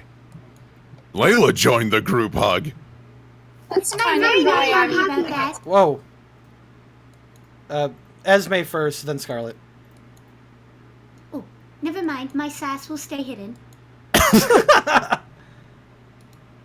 Scarlet? I was just saying, yeah, it's kind of because Layla's in the hug that she doesn't want to be in it. Layla... Well, this is easy. Let's change where the hug starts. Yeah, all right. Yeah, that's a really good idea. Come on, guys. They all come. And it's just like, oh god. Yeah.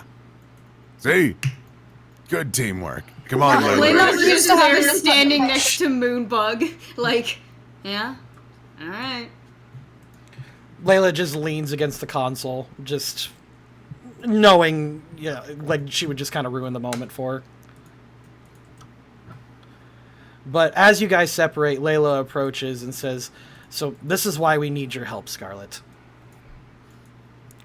Like, these people need your help." And she, like, just carefully chooses her words, like, "We need your help. I need your help.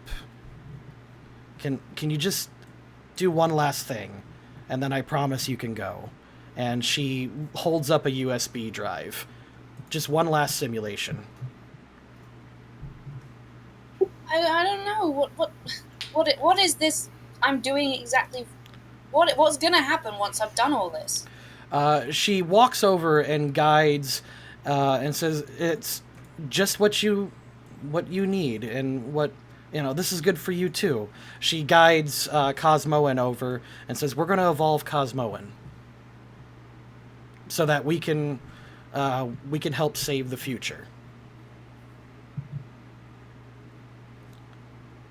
Scarlett's very, like, she's proper, like, conflicted. Like, she wants to help people, but she doesn't want to help Layla after all she's done. So she's a bit, like, lost and kind of just silent, thinking things over. That's a nice idea, but what's the fine print on that? She says, "That's it. We need to evolve Cosmoan. Once you do, we're just going to use Cosmoan in order to she looks at you and says, notices, right, in this simulation, we're going to go to the altar of the sun. And there we're going to evolve Cosmoan into a Solgaleo, and we just simply want to borrow its power for a second in order to open up a portal.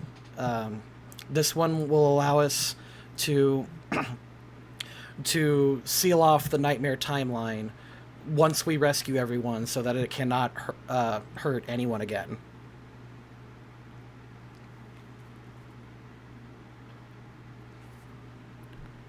So conflicted. Few versus the many. Scarlett kind of just turns and looks at, all the new friends that she's made, and kind of looks back at Layla and was like, look, I don't like you, and I think you know that I don't like you and why I don't like you, but I can't do nothing when so many people are in trouble. I'll help you as long as you promise that you won't hurt any more of my friends and my family. She says, I swear, I won't do a thing. In fact, we can go home, we can get this sorted out, and she holds up the ho-oh feather for you. Scarlett takes it and just puts it in her pocket. She says, let's go, and let's go save the future, she says, kind of smiling.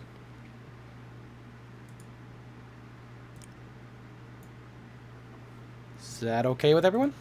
Yeah. Mm-hmm. Okay. Okay. All right, I'm just a guest character. My input doesn't matter.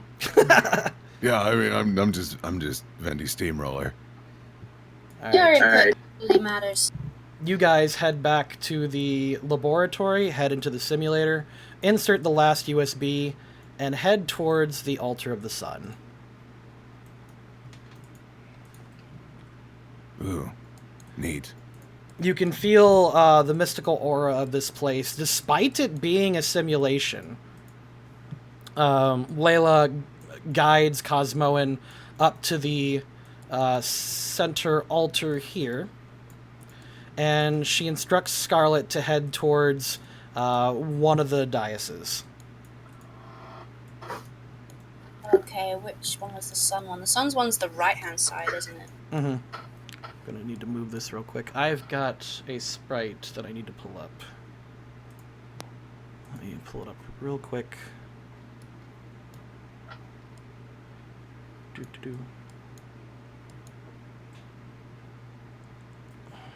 Where did it go? I'm sorry, 2 seconds while I find this. You're good.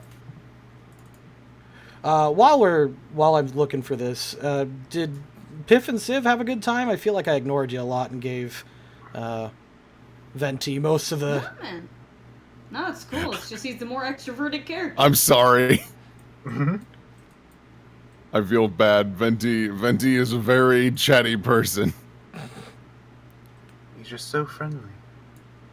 Just wants everyone to get along. There she is.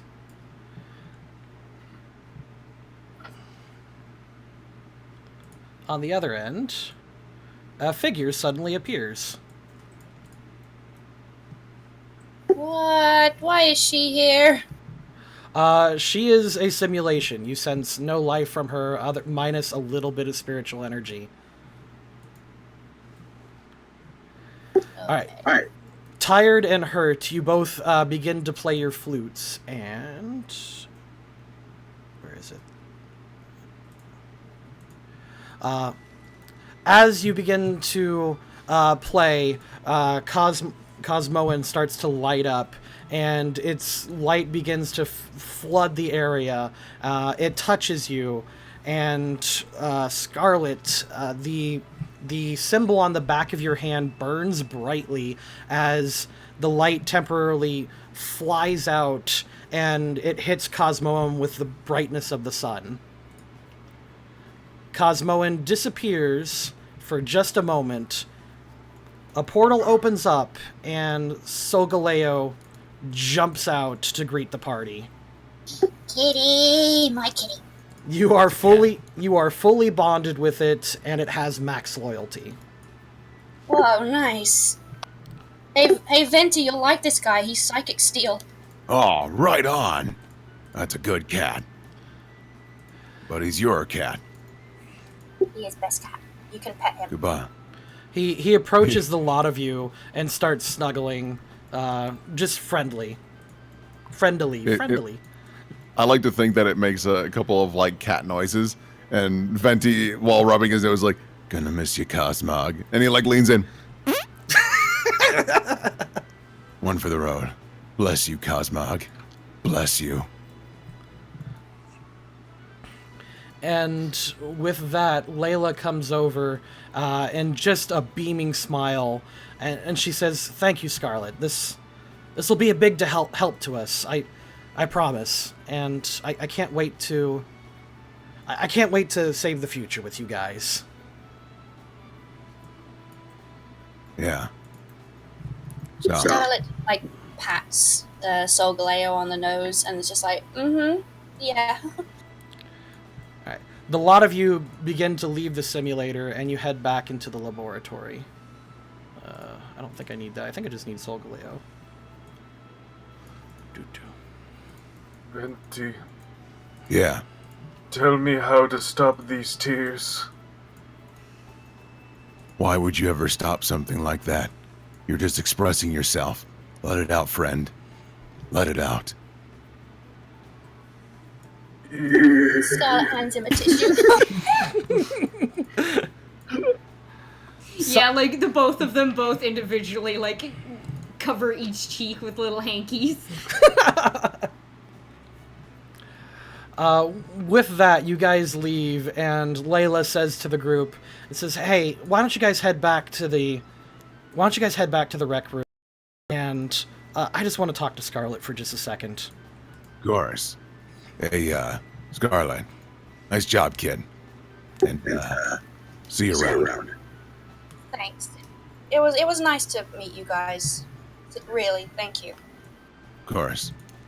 All right, guys. Esme's gonna give her a bottle of headache medicine Aw. and then just smile and walk away. Oh, awesome. That'll be very helpful for guaranteed later events. Thank you very much. Right. Oh, guys. Let's roll out. Love it. I'm going to be a hero. From Puce's lost story arc. I'm looking Wait, for... wait, wait. Scarlet just quickly runs after Esme and is like, Esme, I have something for you too. Oh, what? She takes like a red bow out of her pocket and Aw. just kind of like pops it on her hair and is like, there. Oh, I love it. Thank you. Just gives her a big beaming smile. Venti wipes away a tear with his chain. That's a true sign of friendship. See you around, kid. You guys all head back to the rec room for a beer, and Layla approaches Scarlet and says, "Scarlet, can I want to talk to you for a second." Scarlet's a bit like unsure, but she's like looks back at Sol Galeo, who she has now called Mufasa, by the way, and then Good. And she takes your hand for just a moment, and she, her eyes kind of close for a moment, and she rubs the back of it and says, "You know, I haven't told you that the last time I saw this hand, it had a moon on it. It's just a lot different, and it's still the same. And can I just hold your hand for a moment?" Scarlet feels a bit unsure, but she kind of senses from Layla that there's something a bit deeper going on here, so she's like, yeah, okay, sure. She says, I'm really sorry for what I did. I've only done what I have to in order to save the future. And I really believe that, because when I was there, I lost everything. Scarlet just kind of looks at her and is like, I'm sorry that happened to you, but I don't know. Well, if you found out who I lost, she rubs the back of your hand some more, and she says, I was born in the year 2020 to a successful gym leader and his newest girlfriend. What? She says, when I was there, my mother let my dumb father name me after his favorite Pokemon. And they said, my mother always said I got father's looks, which were always fantastic. And my mother seemed to think so too. So that's why she actually helped me design my outfits when I was growing up. And she looks at you, tears in her eyes, and says, and that was you. Scarlet kind of just like backs off a bit. Are you serious right now? She rushes you again, holds you close, and whispers, don't leave. I'm so sorry. Scarlet's kind of very, like, shocked. Like, firstly, this means that her and Jesus kind of, got together and she's kind of blushing about that. And two, she's like, She says, please, no words, just for a few minutes. 'Cause I'm just really sorry.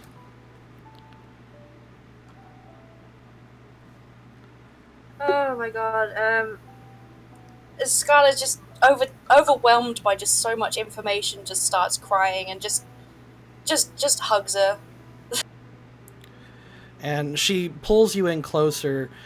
She's about a head taller than you. She pulls your face into her chest and puts her chin on top and says, especially for this.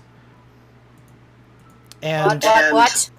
all of a sudden, from the shadows bursts out another Pokemon and a laughing woman from the back, along with a burst warrior. The laughing woman approaches and says, Necrozma, consume! And Necrozma jumps onto the Solgaleo and begins to hold it down, absorbing it into it. Oh, no! Within seconds, Solgaleo disappears, and all that remains is Necrozma. And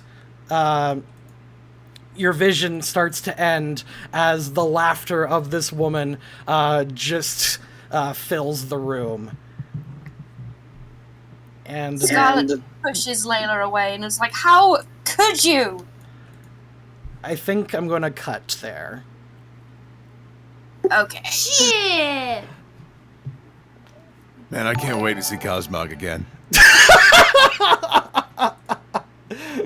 We got something. Mufasa! We got something. There was a beep and an alert. And I don't know what that was, but that was so appropriate. So, thank you everyone for joining us. That was session, I believe, 36. And that will be coming soon. So I think this was a good way to remove the other 3 from the story.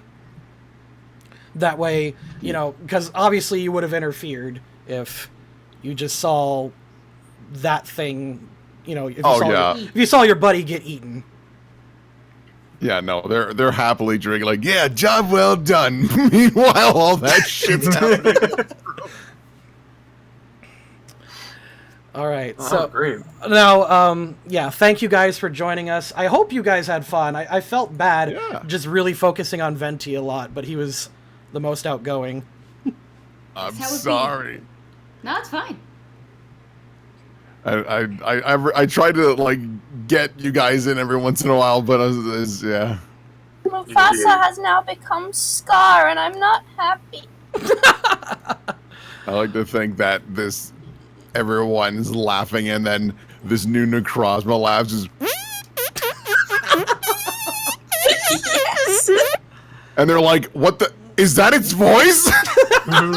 Take it back. De-evolve it. So yeah, I've been planning that betrayal for a while, and I think I pulled it off okay. Yeah, you asshole. So, like, listen, I'm not in this universe. You're just gonna kill Layla, right? Like, I've only known this woman for one session. You should probably kill her. Like, you can have other kids. Technically, I haven't had her yet, so maybe I'll get Jesus to wear a rubber. It's fine. Oh man, I think this is the most evil, openly evil character I've ever written. Because not only did she kill Jade, she just fucking ate your legendary. So, like, here's a hot tip: when you connect with your boyfriend or whatever, maybe wrap it before you tap it, and then this doesn't happen. Totally gonna happen now that I know what the future could hold. Don't blame the DM who made the character. Holy shit, chat was angry. Oh man. Yeah. Oh man, we had like 86 peeps. Well, I know we peaked at like 98, which is cool. Yeah, No, we actually had 100. Did we? We've got 92 on YouTube and currently 12 on Twitch. So yeah, Nice. I count that as breaking 100. That's awesome. Yee boy. So thank you everyone for joining us. I'm going to sign off. While we go, let's let our guests shill something. Will, do you want to shill anything? Yeah, sure. I run Eben Ward, and we do a lot of streams consistently on twitch.tv/Warped Lamp. We are a part of Surprise Round. Basically, we try to run like 3 different tabletop games each week. Tomorrow, we're actually be playing Blades in the Dark, where I play Dr. Layla Demarai, who is this... Forgot about that. Yeah, we're playing tomorrow. And it's like basically old-timey criminals just being bastards. It's a good time. Civ? I was gonna say I was gonna call it Dishonored, but even more. That's true, yeah. Yeah, that's it aesthetic-wise. What do I have to shill?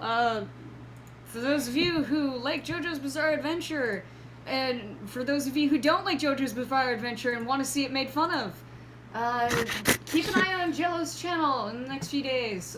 Coming out with a new video. It's gonna be real good. I'm working on it. Oh, is that in a few I wanna days? Die. Huh? Is that in a few days now?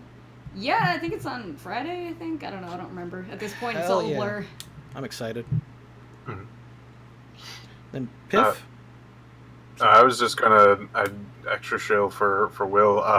Speaking of things, he also has another show over at Jello, which is Tip of the Tongue. Ooh, yeah. Oh, yeah. Thank What was you, your latest buddy. episode about? Our most recent episode was about character writing, and I'm currently working on our next episode, which is cinematography, I believe, unless we decide to change it up and move that to March. But yeah. Thank It's you. a If you're super sure you don't great want to show. show yourself? Well, No, thank you. I'm good. Are you okay, well, thank you, friendo. You want to have some chill game time? Go over to twitch.tv/Piff0. Hang out with Yeah. Piff and the rest Yeah. of our crew while we Let me- chill out in games. Yeah, Real- let's real link cash. these in Piff. Let's link all these cool people because I don't have. If you can send them in the Discord, I will throw them up on. Oh, sure. I'll throw them up on chat real quick. All right, and then Scarlett, do you want to shill your artwork or something? Yeah. I'm like the main artist for this channel. So if you've seen any of the previous episodes that have been aired on YouTube, you'll see all my artwork of all the sprites and stuff. I actually give those out as commissions. So if you would like to see your character made into a actual Pokemon trainer, then hit me up on Discord or send me a message on Twitter, which you can find at lady_nanaki. Yeah, man, the Yay. freaking art you did for Esme is radical. Yeah, no, I this love is her so much. Yeah, no. Super Can we cute. show that on screen real quick? Because that's some good stuff. Yeah, it'll take me a second to pull them up though. Cause Oh, yeah. I grouped you in Team Vision, so. Ah. Okay. Oops. let's get you up there. While we're Yeah. at it, I'll just go ahead.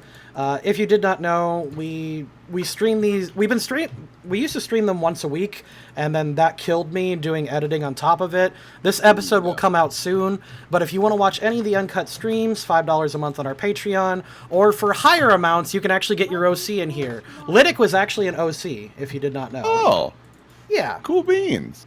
Lydic was an OC. Sai was supposed to be a guest who did not show up. Mumkey was a guest. So if you're excited to see Mumkey will be back, and he's probably going to die pretty violently. Yay! Oh boy. That is Piff's character right there. It's also in the thumbnail. So that's Piff's character. Oh, yeah. She did a great job. Like, I was like, hey, I really would like something out there like this, and she did it so well. I'm super happy about it. Let's see. Yeah, $5 a month Yeah. gives you access on Patreon, and then if you want your OC in here, that's the highest dollar one. If you remain the highest tier, oh god, if you remain, Whoa, there he is. if you remain the highest tier donation for at least 3 months, you get your OC drawn when they show up in the show. So like you're officially a part of it. I really liked Lydic a lot. Harley Treads was also a patron OC. I didn't like him as much, but I liked what I turned him into. Boy, at first I didn't know that he was a someone's OC, so I thought he was like a rival gang member because he had the same sort of name as like Chad Dump Truck and all that. No, he was a patron that I'm foreshadowing for later. He was one of the OCs who's like, I want to kill Team Fresh Floof. And I'm like, okay, that's not in the spirit of what this is for, but I'll do what I can, buddy. Ugh. Edge. Yeah. Judge. Yeah, no, Professor Pugh dresses very strangely. So there's Venti. Venti is just amazing. I I love love Venti. Venti's design so much. I will not lie, I had super fun drawing him. And Yeah. Esme might be my favorite out of these three because her outfit is so Professor adorable. Puce's frills were just horrible. Yup. Frills are the worst. So let's get Esme down. I wish there was a... Is there an option to just say, cut it down to 10%? I have no idea. Okay.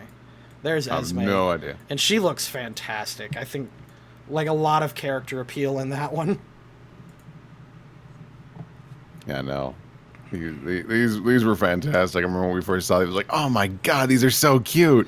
Oh, I didn't even... Someone in chat pointed this out. I didn't even see the steel typing on the belt. Yeah, I saw that immediately. I was like, yes, you get it. Venti's I all thought about it- steel. That was I cool. thought it was a good touch when he said he had nothing but steel type Pokemon. I was like, yeah, I'll chuck that on there as well. Yeah, no. Oh, Venti, set dimensions. Okay. Units. I feel like Venti would be like if he was in like Pokemon Mustard or whatever the hell, he'd be like the third gym leader, and he's just like a bro the whole time. Like, yeah, you're kicking my ass, awesome. I could see him as a gym leader. I love that. Oh man. All right, so I'm going to let everyone go. I'm going to... Oh, wow, we just got a patron pledge. Thank you. I'm not going to share your real name, but I'm going to call you JJ for now so that you know I'm talking to you. Thank you. Thank you, Thank JJ. you, JJ. Mm-hmm. All right. So I'm going to say bye-bye, everybody, and I got to put my kid to bed. So thank you. Yeah. Good Yeah, night. no. Bye, everyone. And bye, Toodles. Jojo.